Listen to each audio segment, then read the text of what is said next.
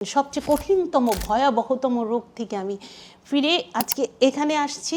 আমি অবশ্যই ইনডিসিপ্লিন চলেছিলাম দেখি তো ক্যান্সারে আক্রান্ত হয়েছি। সার্জারি পরবর্তী আমি ক্যান্সার থেকে যে রিকভার করাটা এটা কিন্তু সবচেয়ে বেশি কঠিন। ডায়াবেটিসটা লাইফস্টাইল নষ্ট হওয়ার ফলে তৈরি হয়েছে। আবার যদি লাইফস্টাইল নষ্ট করেন তাহলে আবার হবে। আমি তাকে দুটো পথ দেখাচ্ছি। এক হচ্ছে যে আপনি লাইফস্টাইল মানুন, সুস্থ থাকুন, ওষুধ মুক্ত থাকুন। আর যদি না পারেন মানতে তাহলে রুগী হন, ওষুধ খান, ডাক্তার দেখ। পৃথিবীতে যেমন আপনি যদি জিজ্ঞেস করেন যে আমার কোন জিনিস সবচেয়ে প্রিয়, ওই যে আপনার মুখের হাসি। এখন যেটা আপনি সুস্থ হওয়ার পরে যে হাসিটা, যেটা আপনার চলে গিয়েছিল, বা হাসলেও কষ্টের হাসি, ঠিক এমন প্রতিটি রুগী যখন কষ্টে থাকে তারপর যখন সে আবার হাসি ফেরত পায়, সুস্থতা ফেরত পায়, ওষুধ থেকে মুক্তি লাভ করে, তখন ওই যে তার অনুভূতিটা সে ব্যক্ত করে, এটাই হচ্ছে আমার বলবো যে সবচেয়ে দামি জিনিস আমার কাছে। আসসালামু আলাইকুম প্রিয় দর্শক, আমি ডক্টর মোহাম্মদ জাহাঙ্গীর কবির বলছি এবং আমরা আজকে ফিরে আসার গল্প নিয়ে আবারও আপনাদের মাঝে ফিরে আসলাম। প্রিয় দর্শক, এ পর্যায়ে আমাদের সঙ্গে উপস্থিত আছেন বোন, আপনার পরিচয়টা? আমি আরিফা আক্তার নিপা, বর্তমানে ফিটনেস ট্রেনার হিসেবে কাজ করছি, আর হোমমেকার। প্রিয় দর্শক, অনেকেই আসলে আমাদের এখানে ফিরে আসার গল্পে অংশগ্রহণ করেছেন। তা আমরা বাস্তব জীবনের কথা বলি, এখানে কোনো রকম স্ক্রিপ্টেড কিছুই নেই, এমনকি আমার হাতে কোনো পেপারসও নেই, এবং বোনের কাছে যে পেপারসগুলো ছিল ওটাও আমি সরিয়ে রেখেছি। মোট কথা হচ্ছে আমাদের আজকের আলোচনাটি হবে একেবারেই আমাদের মনের ভিতরে যা আছে আমরা চেষ্টা করব সেটাই ভাষা প্রকাশ করতে। প্রিয় দর্শক, অনেকেই আমাদের success meet with doctor Jahangir Kabir প্রোগ্রামটি হয়তো দেখেছেন। এখানে আমরা অল্প সময় আপনাদেরকে দিতে পেরেছি। তো আপনারা যারা সাকসেস মিট এই প্রোগ্রামে অংশগ্রহণ করেছিলেন তারাও ইনশাল্লাহ পর্যায়ক্রমে এই ধরনের প্রোগ্রামে অংশগ্রহণ করতে পারবেন। আজকে আমরা কোনো সময় লিমিট নেই, কোনো টাইম লিমিট নেই। আমরা বোনের সেই অতীতে যখন তিনি অনেক অসুস্থ ছিলেন, তখন যে তার কষ্টগুলো ছিল, তারপর তিনি সেখান থেকে ওভারকাম করে আজকে আবার এই যে হাসি মুখে আমাদের সামনে এসে বসেছেন, তা আমরা এগুলো সবই ওনার কাছ থেকে খুঁটিয়ে খুঁটিয়ে জানতে চাইব। তো বোন, আমরা একদম প্রথম থেকে শুরু করি যে বোন, আপনার ছোটবেলা কিভাবে কেটেছে? হ্যাঁ, আপনি ছোটবেলায় কেমন ছিলেন? তারপরে আপনার প্রথম জীবনে আপনি কি কাজ করেছেন, বা পরবর্তীতে কি ধরনের লাইফস্টাইল আপনি ফলো করে পরে ধীরে ধীরে এখন আপনি একটা সমস্যায় পড়ে গিয়ে আবার সেখান থেকে আবার কিভাবে উঠে আসলেন? তো এই গল্পটিতে আমরা একদম শুরু থেকে, ছোটবেলায় আপনি আপনার পড়াশোনা কোথায় বা কোন স্কুলে পড়েছেন, ছোটবেলায় কোথায় কেটেছে, এভাবে যদি শুরু করি। ছোটবেলাটা খুব আনন্দে কেটেছে আমার যেমন আমাদের সবার কাটে নাকি? জি জি অবশ্যই। তখনকার সময় তো আসলে আনন্দ যেরকম ছিল, এখন আর আমরা তো সবাইকে একটা কথা বলতেছি না, আমার শিশুবেলায় ফিরে যেতে মন চায় না? জি জি জি। শৈশবের দিনগুলোতে ফিরে যেতে সবারই মন চায়, আসলে আমরা ফিরে যেতে পারি না, এটা বাস্তবতা। যাই হোক, আমার জন্ম রাজবাড়িতে, তো আমার নানা বাড়িতে জন্ম, এবং আমার নানা বাড়ির খুব স্মৃতি আমার মনে পড়ে ছোটোবেলায়। তারপর আমার আম্মু গভর্নমেন্ট কলেজের প্রফেসর ছিলেন, তো ওনার চাকরির সুবাদে আমার বিভিন্ন জায়গায় ঘোরা হয়। মানিকগঞ্জে ছিলাম, তারপর তার প্রমোশন হয়ে যখন, যেহেতু আম্মুর সাথে আমরা থাকতাম, আব্বু গভর্নমেন্ট সার্ভিস হোল্ডার ছিলেন, তার সার্ভিস প্লেসে আমরা তো যেতাম না, সে মুভ করতো। তো আম্মু যখন আবার ফরিদপুরে চলে আসলো, তখন আমরা ফরিদপুরে আসলাম। ওখানে আমি গভর্নমেন্ট স্কুলে পড়াশোনা করি। ওখান থেকে আম্মুর কলেজ থেকে সরকারি শারদা সুন্দরী কলেজ ফরিদপুর, তখন আমার আম্মু ভাইস প্রিন্সিপাল ছিলেন ওখান থেকে আমি ইন্টারমিডিয়েট পাস করি। দেন আমি ঢাকায় চলে আসি চাইল্ড ডেভেলপমেন্ট ফ্যামিলি রিলেশনে পড়তে, হোম ইকোনমিক্স কলেজে। ওখান থেকে আমি অনার্স শেষ করি, ফার্স্ট ক্লাস ফার্স্ট হই, আলহামদুলিল্লাহ। তখন আমার বিয়ে হয়ে গেছে অলরেডি, এবং একটা বাচ্চাও হয়েছে, এবং এই বাচ্চা এবং হাজবেন্ড সহ ফার্স্ট ক্লাস ফার্স্ট হয়েছেন, আলহামদুলিল্লাহ, আল্লাহর অশেষ কৃপা। দেন তারপরে মাস্টার্সে আরেকটা বাচ্চা হয়, তখন আমি ফার্স্ট ক্লাস ফিফথ হয়ে যাই আর কি। দেন চাকরি আসলে হচ্ছে যেটা ব্যাপারটা, যে আম্মু এত ব্যস্ত ছিলেন, তখন আমার কাছে মনে হয়েছে কি একটু বাচ্চাদেরকে সময় দিই, মাকে তো খুব কম পেয়েছি কাছে। তো বাচ্চাদের সময় দিতে গিয়ে সেইভাবে আসলে সেই জবে ওই টাইম বেঁধে জব করাটা আসলে হয়নি। দেন আমি তো একটা সুযোগ চলে আসে, আমার দুটো বাচ্চা যখন আমার বড় বাচ্চাটা 4 বছর, ছোট বাচ্চাটা 2 বছর, তখন আমি চাকরি করি 21 টেলিভিশনে প্রায় 9 বছর। 9 বছর? জি। আচ্ছা আচ্ছা, হ্যাঁ। 9 বছর করেছি। তখন ওখানে কি মানে প্রোগ্রাম? হ্যাঁ, প্রোগ্রাম প্রেজেন্টার হিসেবে আমি লাইভ প্রোগ্রাম করতাম 3-4টা, সাথে রেকর্ডেড প্রোগ্রামও ছিল, মানে সবই টক শো। আচ্ছা আচ্ছা, হ্যাঁ। দেশ জুড়ে সংলাপ, 21শে সকাল, 21শে দুপুর, 21শে সন্ধ্যা। আচ্ছা, আমার আচ্ছা। গেস্ট আসতেন স্যার, আপনার ওরকম ডক্টর আসতেন, অনেক খুব এনজয় করেছি আসলে। এত হাই প্রোফাইল ব্যক্তিত্বদের সাথে কথা বলেছি, টকশোর পরে যে ক্যান্টিনে কথা বলেছি তাদের সাথে, যে জ্ঞানটা আমি অর্জন করেছি অসাধারণ। আলহামদুলিল্লাহ। যে আমি সেক্ষেত্রে আমার প্রযোজক রনি ভাই, উনি যদি দেখে থাকেন আমার প্রোগ্রামটা অবশ্যই দেখবেন, আমি দিব। অবশ্যই আমরা জোর মাসুদুল করে হাসান দেখাবো। রনি, উনি এখন অবশ্য কানাডাতে খুব প্রচন্ড ইন্সপায়ার করেছেন আমাকে, এবং আমি পড়াশোনা করতাম আসলে খুব, যে আসবে মানে এটা খুব পছন্দ করতো সে, যে একটা কিছু নলেজ। এবং আমারও খুব পছন্দ বোন, আমারও খুব পছন্দ যে নলেজ অর্জন করা। হ্যাঁ, এটা আমার খুবই পছন্দ। এটা বলতে পারেন আমার একটা প্যাশন, নেশা, এবং আমার কাজের সঙ্গে এটা স্যার, সেটা সম্পর্ক। বোঝা যায়, আপনাকে দেখে তো এখন আরো ইন্সপায়ার্ড স্যার। আলহামদুলিল্লাহ। হ্যাঁ। সো আমি বলছিলাম, আমার আপার সাথে শেয়ার করছিলাম, স্যারের সাথে বলবো স্যার এত নলেজেবল পারসন, আমি কি কথা, আমি তো সেরকম পড়াশোনা করি নাই আজকে, আমার তো আরো স্যারের এতগুলো ভিডিও আমি কিভাবে এক সময় আমাকে কালকে বিকালে জানানো হয়েছে আমি কিভাবে প্রিপারেশন নেব, তো এই আর কি। আজকে তো আপনার পরীক্ষা না, আজকে হচ্ছে আমার আপনার প্রস্তুতি ছাড়াই আপনার জীবনের সাথে- অভিজ্ঞতা শুনবো। হ্যাঁ, আমরা কোনো প্রস্তুতি ছাড়াই জীবন। জি, জি। তারপর সো এই বিয়ে হয়ে গেল, তো আমি প্রথম থেকে একটু লাইফস্টাইল মেনটেন করার চেষ্টা করতাম, হাঁটা চলা, ইয়োগা না বা হ্যাঁ, মানে physical আপনার exercise, একটা হাঁটা চলা, হাঁটা ছিল, হাঁটতে, কারণ আমার মর্নিং ওয়াকিং। হ্যাঁ, আমার সেকেন্ড বাচ্চাটা হওয়ার পর অনেক ওজন বেড়ে গেল, মানে আমার মনে আছে কত হ্যাঁ হয়েছিল? হ্যাঁ, আমার 5 ফিট 4 ছিল, তো আমার আদর্শ ওজন 60 বা 65 এরকম থাকলে ভালো হতো। আমি প্রায় 85 কেজি, মানে প্রায় ওরকম 90-85-90 এরকম চলে গিয়েছিল। আচ্ছা আচ্ছা, ভাবা যায় না কিন্তু, বোঝা যাচ্ছে। না না, কোনো সমস্যা নেই, আমি এটা মানে আসলে এইরকম অবস্থা থেকে ব্যাক করাটাই তো সফলতা, আমি এই জন্য এটা আমি শেয়ার করতে চাই, ইন্সপায়ার করতে চাই। তো এক্ষেত্রে আমার হাজবেন্ড, আমি ফিরে আসছি, আমার হাজবেন্ডের ভূমিকা খুবই গুরুত্বপূর্ণ। কেন? সে আমাকে এমন একটা কথা বললো যে মানে হিট না হলে তো আসলে হয় না, এরকম চিনির বস্তা, চালের বস্তা, এই টাইপের একটা কিছু। হ্যাঁ, তো হিটটা যখন আমার মাথায় লাগলো, আচ্ছা, তখন আমি আসলে যে না, আমাকে এটা থেকে ব্যাক করতেই হবে। মাশাআল্লাহ, তাহলে এটা হয় এরকম না, ভালোই তো। আমি সেজন্য আমার হাজবেন্ডের কাছে কৃতজ্ঞ যে সে হিটটা করেছিল আমাকে। আচ্ছা আচ্ছা, হ্যাঁ। আচ্ছা, যাই হোক, তো আমি এটা করলাম, করে তো এরকম লাইফস্টাইল ফলো করেছি মোটামুটি, কিন্তু ব্যাপারটা হয়েছে যেটা, তখন তো আসলে এরকম মানে পরিবেশটা এরকম, স্যার যে একটা অ্যারাইজ করছে, হেলথ সিস্টেমটাকে অ্যারাইজ করছেন স্যার আপনি। হ্যাঁ, মানে আমি বলবো যে হাঁটা ভালো, হ্যাঁ আমি ইয়োগা করব ভালো, এইটা খালি ভালো কি সেটা আমি জানতাম।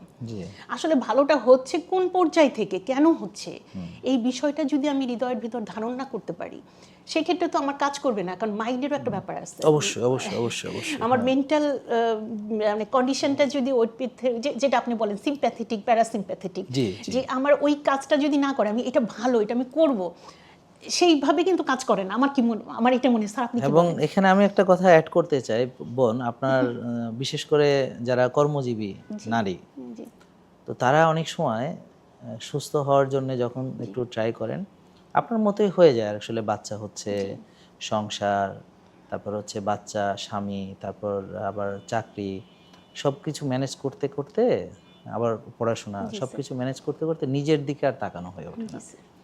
তো এর ফলে ওনারা একটা সময় ওই বাচ্চা হলে বা এরকম ওজন এরকম হয়ে যায়, তখন ওনারা জানেন যে জিম করতে হবে, শিক্ষিত মানুষ বোঝেন তো জিম করতে হবে। দেখা যাচ্ছে যে উনি ওই যে সংসার আর একটা বাড়ালেন, মানে কি, মানে এবার জিমেও যেতে হচ্ছে, তাই না? এখন সারাদিন চাকরি করে, বাসায় চাকরি করে, হ্যাঁ, আবার তিনি আবার জিমেও যাচ্ছেন, আর একটা নতুন চাকরি।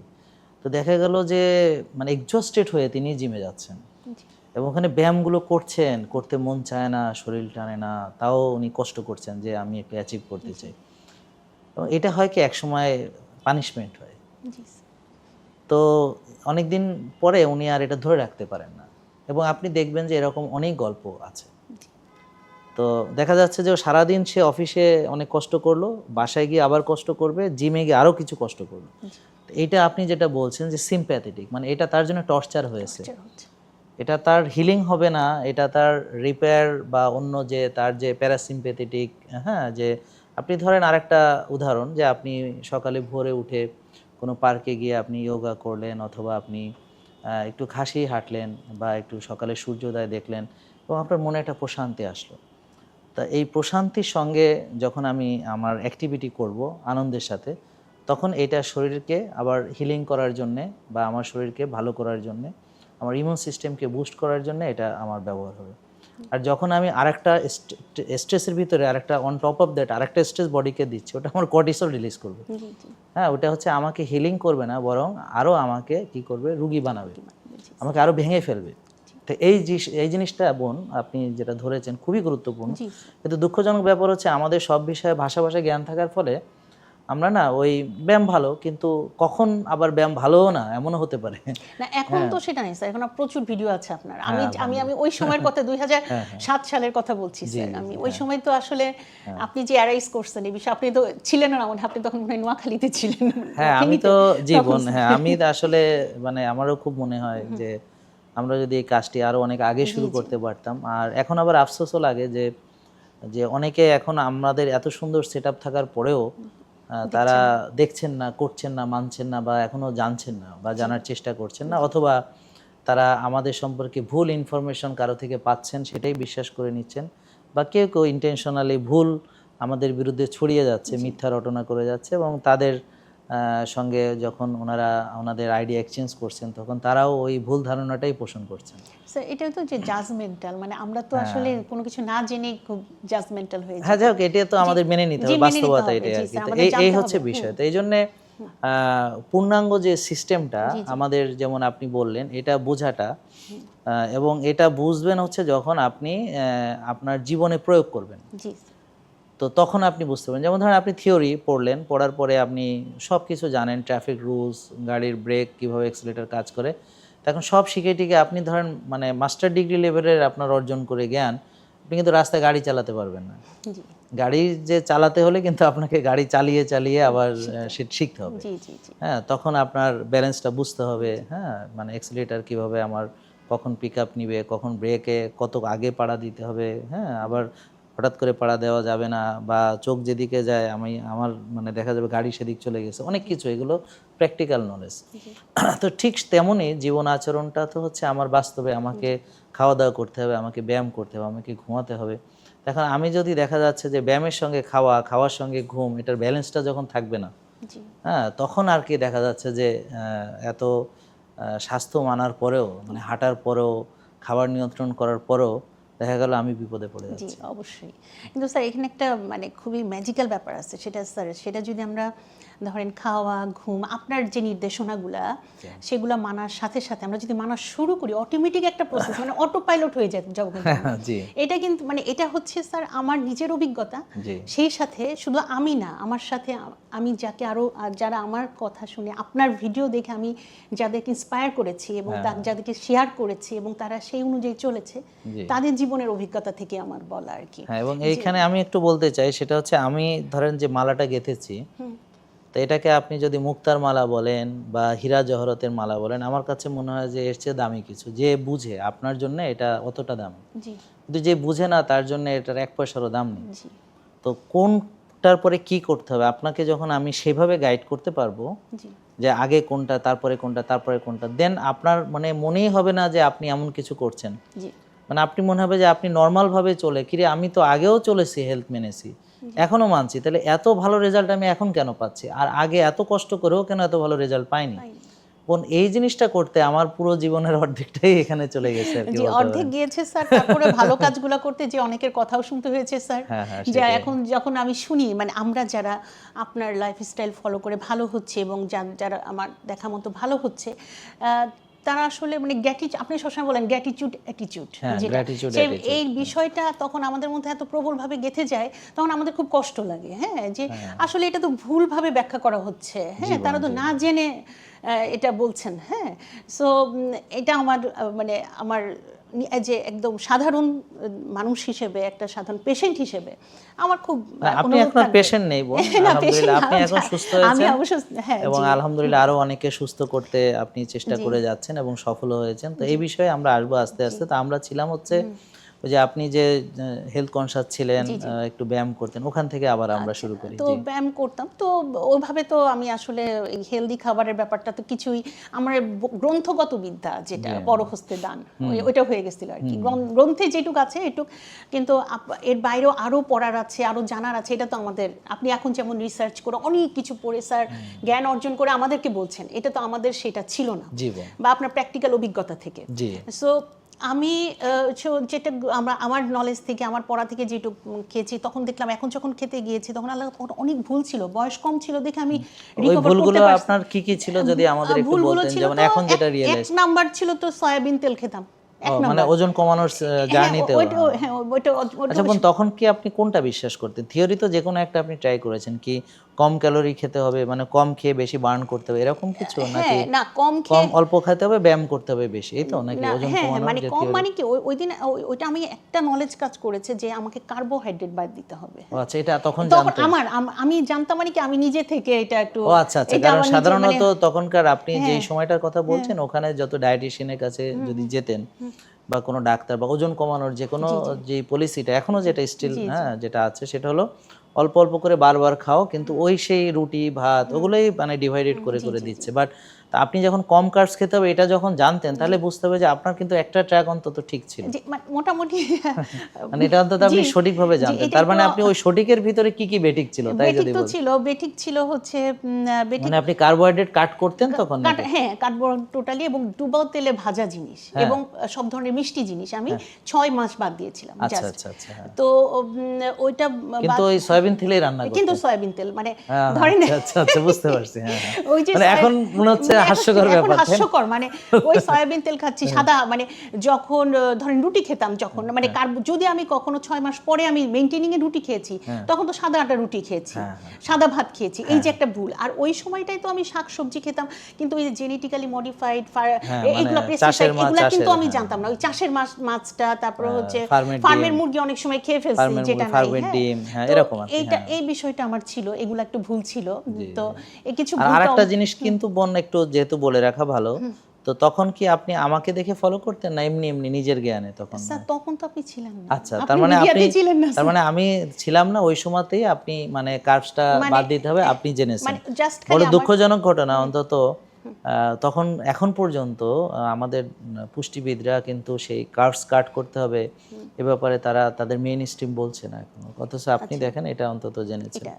আরেকটা বিষয় হলো যারা দেখছেন তাদের জন্য, যে যখনই আমি কার্বস কাট করব তখন আমাকে এই যে এমসিটি, তারপর হচ্ছে ভালো নারকেলের তেল, ঘি, মানে গুড ফ্যাট যদি আমি সঠিক মাত্রায় অ্যাড না করি, আর তেল যদি পরিবর্তন না করি, আর প্রোটিনের পরিমাণটা যদি ঠিক না রাখি, তাহলে আমার কিন্তু বিপদে পড়তে হবে। আমার একটু বিপদে পড়েছিলাম স্যার, মানে আমার হচ্ছে কি তখন তো ওই যে গুড ফ্যাট, অলিভ অয়েল, তারপরে কোকোনাট অয়েল, এগুলা ঘি, এগুলো তো আমি জানতাম ঘি মানে তো খারাপ, ওই ঘি তো খাওয়াই যাবে না। আর ডিমের কুসুম খাই নাই আমি, এটা তো একটা ভুল। আচ্ছা আচ্ছা, তাহলে এটা তো বড় একটা ভুল ছিল। ডিমের কুসুম খাই নাই, সাদা অংশ, 4টা ডিমের সাদা অংশ খেয়েছি। অনেকে নিজেকে এটা থেকে বঞ্চিত করেছে। হ্যাঁ হ্যাঁ, এটা তো আমি জানতাম না আসলে। হ্যাঁ, তারপরে গরুর চর্বি, গরুর মাংস, খাসির মাংস তো ধারে কাছে যাই নাই। এই যে এই বিষয়গুলো, তখন আমি একটু আমার যে লাবণ্যতা ছিল ওটা কমে গেছিল, চুল অনেক ঘন ছিল, আমার চুল পড়ে গেল। হ্যাঁ, এই বিষয়টা কিন্তু আমি এখন এসে বুঝতে পারছি যে ওই সময়টা এই যে আমার ওয়েটটা আমি 60 কেজিতে চলে আসলাম 60 কেজিতে, তো এই বিষয়গুলো অ্যারাইজ করলো, প্রবলেমগুলো, এটা ওই এখন এসে মানে আপনি 90 থেকে 60 এ এসে তখন আপনার দেখা গেল চুল পড়ে গেল, চুল অনেক পাতলা হয়ে গেল, চেহারাটা মানে সেইভাবে সেই অনেক সময় অনেকের কুঁচকে যায়, হ্যাঁ, স্কিনে অনেক সময় টোনটা নষ্ট হয়, এরকম হয়। জি, এটা ছিল, এই প্রবলেমটা আমি ফেস করেছি। তো এই তো চলে গেল একটা ফেস, এই সময় তখন বাচ্চারা বড়। আপনি আরেকটা কথা বলেছেন, ঠিকই স্যার, যখন আমরা বাচ্চা কাচ্চা নিয়ে এত বিজি হয়েছে, যেটা আসলে আমাদের ঠিক না। হ্যাঁ, না বাচ্চা শুধু না, তো আপনার বাচ্চা আছে, আপনার জব আছে, আপনার বাবা মায়ের সংসারও আছে, আবার আপনার শ্বশুর শাশুড়ি আছে, আপনার হাজবেন্ড আছে, আপনার তো ফ্যামিলি অনেকগুলা। হ্যাঁ, সেটা তো আর কত প্রবলেম আছে, সবারই কাজ হচ্ছে অন্যকে পেইন দেওয়া। হ্যাঁ, জীবন মানেই তো সমস্যা। সো তখন আমরা এই কাজটা ভালো পারি, যে আমি নিজে পারি না পারি আরেকজনকে আমরা পেইন দিতে খুব ভালো পারি। আর কেউ যখন উঠে যাচ্ছে পিছন থেকে টেনে ধরতে পারি, খুব ভালো পারি। তো তখন আমি এখন বলি আমার সব স্টুডেন্টগুলা, যে এখন একটা সময় যে দেখবা কি আয়নার সামনে, যে আয়নার ওই পাশের ব্যক্তিকে চিনতে পারছো না, এটা কে, এটা কি আমি, এটা আমি এরকম কখন হয়ে গেলাম এরকম। তো এইভাবেই আমি এখন যখন যাই আমার বাচ্চাদের কোনো একটা গ্যাদারিংয়ে, মাদের যখন থেকে, আমার ছোট বাচ্চাটা একটু বয়স কম, তো বড় বাচ্চাটা অনেক 21 বছর বয়স বড় ছেলেটার, ছোটটার তো ছোটটার হচ্ছে 12 বছর। তো ওরা যখন যে তখন আমার কিন্তু গ্যাপ অনেক থাকে ওই মাদের সাথে। ছোট 30-35 বছরের মহিলাদের খুব দেখে খুব কষ্ট লাগেছে, অনেক ওবেসিটি, আমি দেখলি চেহারা দেখলে ওরা নিজেদের দিকে আর তাকানোর চেহারা সময় দেখলে পাচ্ছে বুঝতে না। পারছি চোখের নিচে কালি, খুব ফ্রাস্ট্রেটেড চেহারা, অস্থিরতা, মানে ইনসুলিন রেজিস্ট্যান্ট থাকলে যেমন অস্থির আপনার, আমি পেটে বাজে ব্যাকটেরিয়া থাকলে, মানে আপনার ভিডিও দেখে আমি পেটে বাজে ব্যাকটেরিয়া থাকলে সময় নাই হ্যাঁ, আমার। জি জি জি তো এই তখন আমি বুঝতে পারি স্যার, এই যে আসলে আমাদের সমাজটা আসলে এরকমই, আসলে দেশটা এরকম, অনেক অনেক মেয়েরা মারা এখন এগুলাতে সাফার করছে। জি হ্যাঁ। তারপরে স্যার এই যে আমার প্রোগ্রাম করলাম 9 বছর আমার ছেলে, তো আমার যখন আমার ছেলে মেয়ে হয় 2014 সালে, তখন মেয়েটা হওয়ার পরে, তখন ছেলেরা তো একটু বড় হয়, তো ওই সময় আমি করেছি। মেয়েটা যখন 1 বছর হয় তখন আর মিডিয়াটা কেন জানি ছেড়ে দিলাম আর কি, ভালো লাগলো না, যে ওদেরকেও তো সময় দিতে হবে। আচ্ছা, তখন বাচ্চা 3 জন? হ্যাঁ 3 জন বাচ্চা, 2 ছেলে 1 মেয়ে। সো ওদের সাথেই আর কি সময় কাটালাম।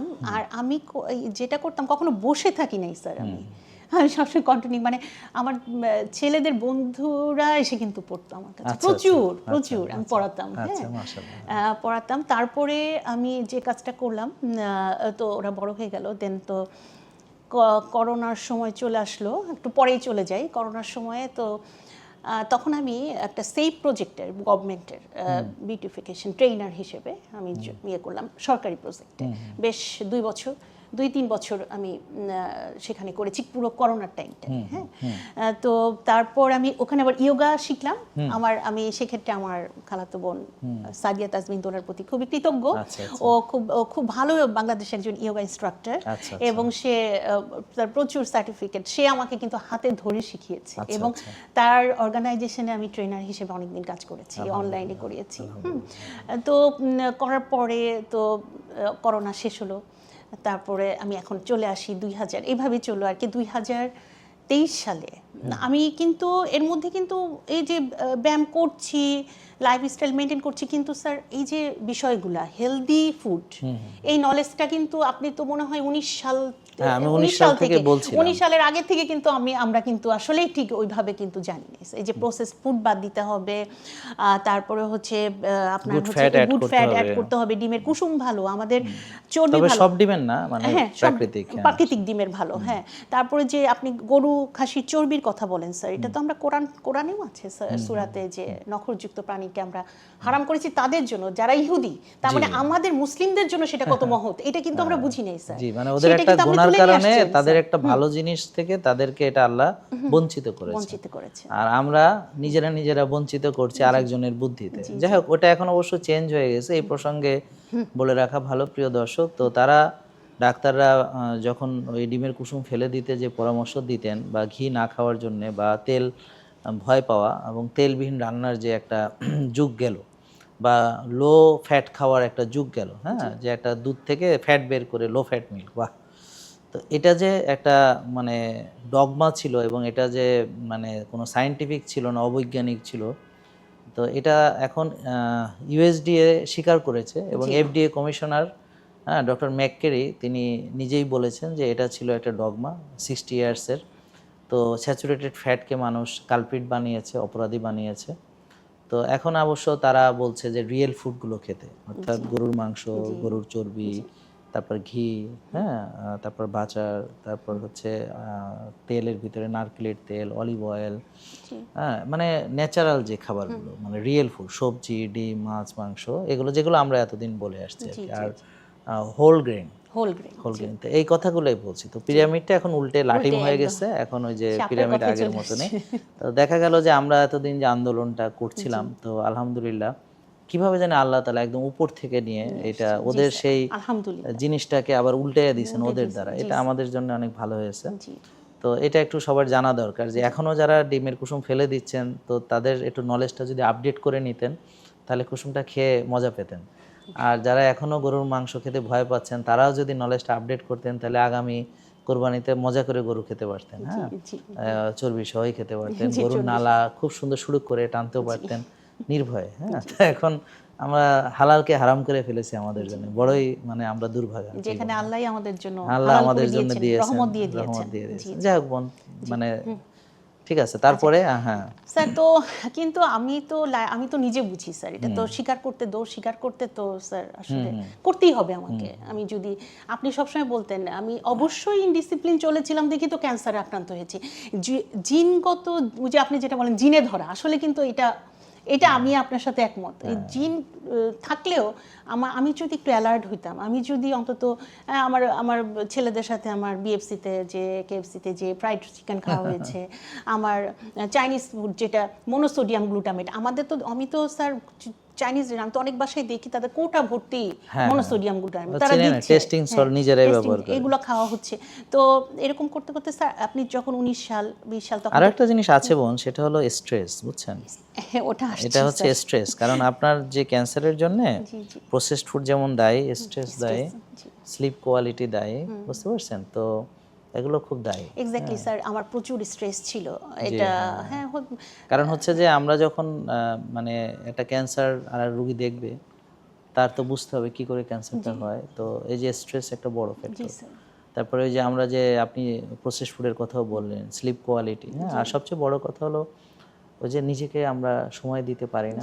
হ্যাঁ, আমি আসলে সময়ও দিতাম না স্যার। এরকম মনে হচ্ছে যে আমি আমার মুখটা কখন ভালো করে ফেস ওয়াশ দিয়ে, মানে আমার ছেলেদের জন্য আমি এত কষ্ট করতাম যে ধুয়েছি, এটা আমার কিন্তু মানে আমি নিজের প্রতি কোনোই যত্ন ছিল না আসলে। হ্যাঁ, আমি খালি ছুটতাম। আর দিন শেষে সবার লাইফে চলে যায়। এই বিষয়টা আমি এখন এসে বুঝি। যাই হোক, তো ক্যান্সারটা আপনি মানে আসলে কিভাবে, বা মানে তার আগে অন্য কোনো রোগ ছিল না? কিনা? আমার আর আলহামদুলিল্লাহ আমার কোনোই রোগ হঠাৎ ছিল করে না। আপনি মানে একদম সাডেন কিভাবে এটা? উনি 19 সাল করোনার মধ্যে স্যার আপনার প্রচুর ভিডিও দেখতাম, আমি আসবো এরকম, আমার যেতে হবে স্যারের কাছে, আমার খুব ভালো লাগতো। হ্যাঁ, তো স্যার এত মানে একটা সকলের মঙ্গলের কথা চিন্তা করে মানব হিতৈষী কাজ করছেন, আমার কাছে আমরা খুবই ইন্সপায়ার্ড হতাম স্যার আপনার কথা শুনে। Unconditional love for everyone. জি বোন, সো আপনার আমি এটা মনে হয় আপনার মোটো ছিল না? আমার কাছে মনে হয় যে আমাদের সবসময় এটা, আমাদের ধর্মও তাই বলে, ইসলামও তাই বলে, সবার জন্য শান্তি, এবং এই যে শান্তি ছড়ানো, সবার কল্যাণে কাজ করা। এবং আমরা যদি সবাইকে আনকন্ডিশনাল ভালোবাসি, তাহলে আমাদের আল্লাহ আমাদের আনকন্ডিশনাল ভালোবাসবেন এবং আনকন্ডিশনাল আমাদের পুরস্কৃত করবেন, মানে কোনো কন্ডিশন নেই। হ্যাঁ, যা কত খুশি, যত খুশি, মানে এটা কোনো সীমা পরিসীমা থাকবে না, এরকম আর কি জীবন। তারপর তো হঠাৎ করে 2023 সালে, তো আমি আবার একটু কনসাস ছিলাম কি, মানে তার আগে আমার বড় ছেলের বন্ধুর মা, ছোট ছেলের বন্ধুর মা ব্রেস্ট ক্যান্সারে আক্রান্ত হলো। তো আমি খুবই এটাতে একটু সেলফ অ্যাসেসমেন্ট মানে এটা যদি একটু বলতেন বোন, কারণ অনেক বোনরাও যদি মানে আপনি এখনো বেঁচে আছেন, তো অনেকে তো অসুবিধায় পড়ে গেছে। তো সেলফ অ্যাসেসমেন্টটা যদি একটু বলতেন। না, এটা হচ্ছে তখন আমি একটু অ্যালার্ট হয়ে গেলাম যে আমাকে আমার নিজে থেকে একটু কিছু এক্সামিন করতে হবে, একটু অ্যালার্ট হতে হবে। এত পরিমাণে বেড়ে গেছে যে ক্যান্সার, বিশেষ করে মহিলাদের ব্রেস্ট ক্যান্সার এত পরিমাণে বেড়ে গেছে যে একটু অ্যালার্ট না হলে এ থেকে পরিত্রাণের উপায়, যে কোনো অসুখে একদম প্রিলিমিনারি স্টেজে যদি আমরা ধরতে পারি, তাহলে এটা আমরা তত তাড়াতাড়ি আমি সেখান থেকে কত কষ্ট কম করে, কম খরচে আমি সেখান থেকে বের হয়ে আসতে পারবো এবং পরবর্তীতে সেভাবে মেনটেন করতে পারবো। তো এটা আমি সবসময় এক্সামিন করতাম, কিছু প্রসেস আছে যেভাবে করতে হয়। তো এটা করে হঠাৎ করে আমি বুঝতে পারলাম যে আমার কিছু একটা চাকা অনুভব করছি আমি একটা কিছু চাকা অনুভব করছি, এবং সেক্ষেত্রে আমি সঙ্গে সঙ্গে আমি এটা শেয়ার করলাম আমার মায়ের কাছে। তো আমার মা বললো, তুমি এক্ষুনি চলে যাও, মানে তুমি মেমোগ্রাফি করো। তো আমি ওই দিনই মেমোগ্রাফি করলাম, এবং মেমোগ্রাফি করে ওটা আমি না একটু প্লেটটা দেখতে চাইছি, আমি তখনই বুঝছি একটু সামথিং রং। দেন ওই দিনই আমি আল্ট্রাসোনোগ্রাম করেছি, এবং ওই দিনই আমার মানে মেবি ম্যালিগন্যান্ট চলে আসছে, মেবি ম্যালিগন্যান্ট। তো ওই সময়ই আমি ওই দিনই আমার হাজব্যান্ড বায়োপসির একটা সিরিয়াল নিল, আমি তারপরে বায়োপসি করেই আমি ওটা দেখলাম আমি ক্যান্সারে আক্রান্ত স্যার, যে এটা ব্রেস্ট ক্যান্সার। তো ওই সময় আমার মেন্টাল, সবাই ক্যান্সার শুনলে যেটা অনেকটা ভেঙে পড়ে, বা কিছুটা ভেঙে পড়েছি, কিন্তু আমি এটা মেন্টাল মানে আমি শক্তিটা পেয়েছি আমার মায়ের কাছ থেকে, ভীষণ মানসিক জোরদার সো এটা হয়তো এটা আমি জেনেটিক্যালি পেয়েছি, অতটা ভেঙে পড়িনি আল্লাহর অশেষ রহমতে। চেষ্টা করেছি শক্ত থাকার জন্য। দেন ট্রিটমেন্ট শুরু হলো মুম্বাইতে, আমি সার্জারি করতে চলে গেলাম, ওখানে আমার সার্জারি হলো। ওখান থেকে সার্জারি কি শুধু ওই অংশটাই নাকি না একদম? শুধু আমার একেবারেই ছোট ছিল জিনিসটা, প্রিলিমিনারি স্টেজে। এটা ওই কারণে আর কি যে হ্যাঁ মানে ওই অনেক ওই মেয়েদেরকে একটু বলা দরকার যে আপনি যদি ওই যে এই কাজটা করেন, স্ক্রিনিংটা করেন, নিজে সেলফ এক্সামিনটা করেন এবং আর্লিতে যদি ধরা পড়ে তাহলে আপনার এটা বেঁচে যাবে। হ্যাঁ, এটা আমি সবাইকে বলতে চাচ্ছি, আপনারা যদি একটু যারা মেয়েরা আছেন এবং মেয়েদের একটু শেয়ার করাও দরকার। হ্যাঁ, এটা শেয়ার কর, এটা লজ্জার কিছু নেই, এটা হতাশারও কিছু নেই। আপনারা জাস্ট খালি এটা অনেক, আমরা সেলফ এক্সামিন কিভাবে করতে হয় ইউটিউবে প্রচুর ভিডিও আছে, এখন তো হাতের মুঠোয় সবকিছু সার্চ দিলে আপনি পেয়ে যাবেন। আপনার সেটা গোসল করার সময় হোক, শুয়ে আছেন সেই সময় হোক, আপনারা যদি একটু বুঝতে পারেন, আপনাদের সঙ্গে সঙ্গে আপনাদের মেমোগ্রাফি সঙ্গে সঙ্গে আপনারা যদি এটা সাসপেক্টেড হয় যে ব্রেস্ট ক্যান্সার আপনাদের, কিন্তু যদি প্রিলিমিনারি স্টেজে হয় তাহলে আপনারা কিন্তু এখান থেকে ইজিলি। আর স্যার এরকম একটা বিষয় যে ক্যান্সার মানে মরে যাও না, আমরা হতাশ হয়ে যাই। এটা হচ্ছে কি শরীরের চেয়ে মনেরও কিন্তু একটা যুদ্ধ আছে। এটা মনকে যত শক্ত করা যায় স্যার তত তাড়াতাড়ি হিলিং হয়। অবশ্যই যে আপনি যদি মাইন্ডসেট করেন এটা থেকে আমি বের হতে পারবোই, তো হয়ে যাবে ইনশাআল্লাহ। জি জি। তারপরে ওখানে অপারেশনের পরে তারপর কি করলেন? ওখানে দেখলো যে আমার লিম্ফ নোটেও যায় নাই, আলহামদুলিল্লাহ। এটা অনেকটা আমি মনে করি স্যার কিছুটা হলেও তো স্যার এই যে হেলথ নলেজ, হেলথ খাবার এরিয়া না থাকলেও আমি যে লাইফস্টাইল, কিন্তু অনেকে কিন্তু এটা একটু ভুল বাড়ে, নিপা আপার হয়েছে উনি এত হেলদি লাইফ করে ও অনেক, তাহলে আমি আর করবোই না। আসলে তো এটা না, আমারও তো এর ভিতরে কিছু ভূত ছিল, শোষের মধ্যে তো ভূত থাকে স্যার। না ভূত মানে এটা তো হচ্ছে যে ওই যে বললাম পূর্ণাঙ্গ না জানা, পূর্ণাঙ্গ হয় নাই স্যার। হ্যাঁ, সো এই যে কিন্তু তারা এটা বুঝে এখন যে আমি এই যে বের হয়ে আসছি ওটার জন্য কিন্তু স্যার। অবশ্যই। হ্যাঁ, তো তারপরে তো স্যার আপনার তো আমি এখানে আমার দুইটা ফেজ ক্যান্সারের, একটা হচ্ছে সার্জারি গেল এবং সার্জারি পরবর্তী আমি ক্যান্সার থেকে যে রিকভার করাটা, এটা কিন্তু সবচেয়ে বেশি কঠিন। কারণ ক্যান্সার একবার হলে আবার হতে পারে এবং কাটার পরেও হতে পারে। এটা একটা প্রক্রিয়া যেভাবে হয় সেই প্রক্রিয়াটা যদি বডির ভিতরে থাকে তাহলে বারবার হতে কোনো প্রবলেম নেই। জি জি জি, আমি যতই কিছু করি না কেন। জি স্যার। স্যার ওখানে আরেকটা বিষয় আমি যেটা দেখেছি যে আমি টাটাতে, তো মুম্বাই টাটাতে করেছি, ওখানে কিন্তু স্যার আমি যে এমনও পেশেন্ট দেখছি যে আরও কঠিন ক্যান্সার পেশেন্ট একদম বিছানায় থাকা পরের দিনই কিন্তু তাদের ফিজিক্যাল এক্সারসাইজ ইয়োগা শুরু হয়ে গেছে একদম ওই দিন থেকেই। এইটা আমাকে ভীষণভাবে ইন্সপায়ার্ড করেছে এই যে এই বিষয়টা।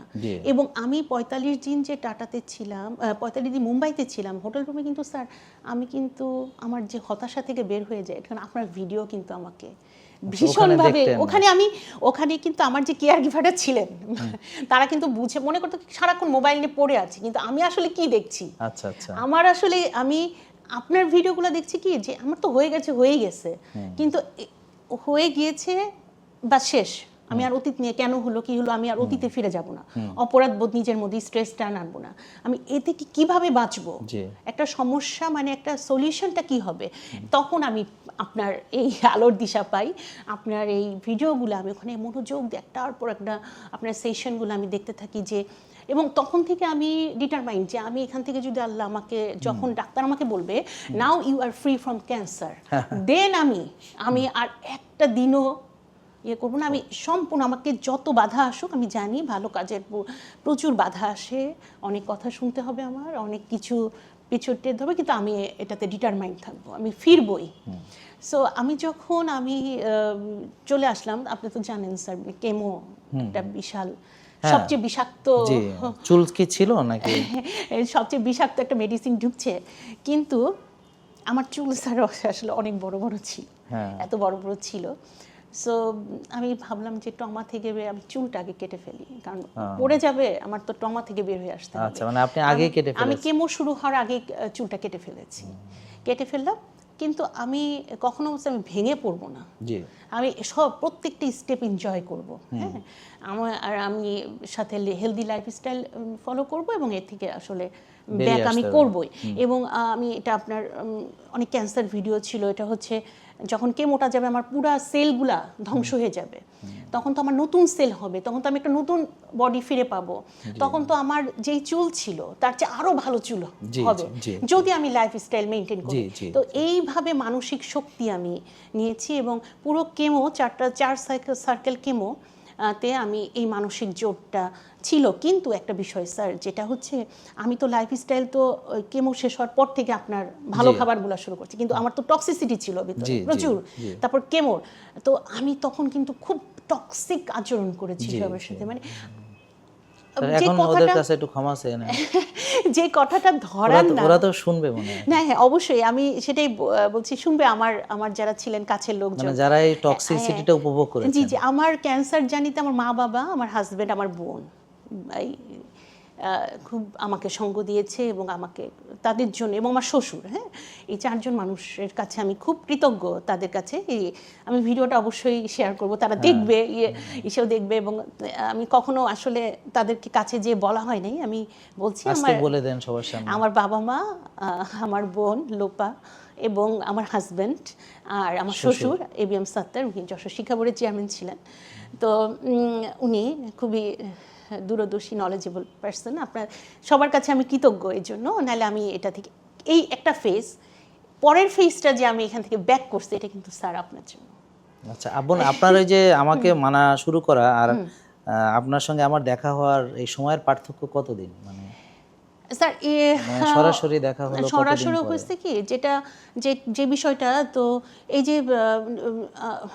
যে টক্সিক আচরণ করছি, তারপরে এই যে আমার কেমোগুলো ভিতরে গিয়েছে, আমার সারা বডি তো টক্সিক হয়ে গেছে, তারপরে 20টা রেডিয়েশন, মানে ভীষণ চুলগুলা পড়ে যাওয়া, চোখের ভুরু, পাপড়ি, নখ পড়ে যাওয়া, তো এই বিষয়গুলো, এবং যারা কাছ থেকে দেখছে, কিন্তু আমি কিন্তু একটু বুঝতে দেইনি আমার ফ্যামিলিকে যে মানে আমি এত কঠিন অবস্থার মধ্যে দিয়ে যাচ্ছি। কিছু কিছু সময় খুব কাছের মানুষদের সাথে, যেটা ধরার না, তাদের সাথে একটু টক্সিক আচরণ করে ফেলেছি, তারাও হয়তো ভুল বুঝেছে, তারা কিন্তু বুঝে নাই যে আমার ভিতরে কি চলছিল। এটা কিন্তু আমি সবাইকে, যারা কেয়ার গিভার, তাদেরকে একটু বলতে চাই, যদি কোনো ক্যান্সার পেশেন্ট খুব টক্সিক আচরণ করে, যেটা ধরার না, যে কথাটা একটা সিম্পল কথা, কিন্তু সে এর ব্যাপারে খুব টক্সিক আচরণ করছে, ভেঙে ফেলছে, ছিঁড়ে ফেলছে, মারামারি করছে, আপনারা একটু প্লিজ কয়েকটা, মানে 6টা মাস তাকে একটু সময় দিবেন, মানে বডিটাকে পিউরিফাই করার জন্য, এবং সে এটা আবার সে ঠিক হয়ে যাবে, ভুল বুঝবেন না তাদেরকে। আমার অনেক কাছের মানুষের সাথে কিন্তু স্যার এই বিষয়ে, এই সময়টায় কিন্তু দূরত্ব সৃষ্টি হয়ে গিয়েছিল, ঠিক আছে, তারা বুঝে নাই। হ্যাঁ, আমার বোঝার কারণ না, বোঝার কথাও না, যে এই ল্যাক অফ হেলথ স্বাভাবিক মানুষ, হ্যাঁ স্বাভাবিক মানুষ তো যে ব্যবহারটা পেলো সেটাই মনে রাখে, এখন কেন এই ব্যবহারটা আসলো সেটা তো নিয়ে ভাবে না। তো এইটা তো আমি তো আমার এডিশন শেষ করে আমি তো স্যারের সব কিছু 25-এর প্রায় এক বছর আমি শুরু করলাম। গত বছর আমি অনেক আগে থেকে শুরু করেছি, 24 সাল থেকে শুরু করলাম।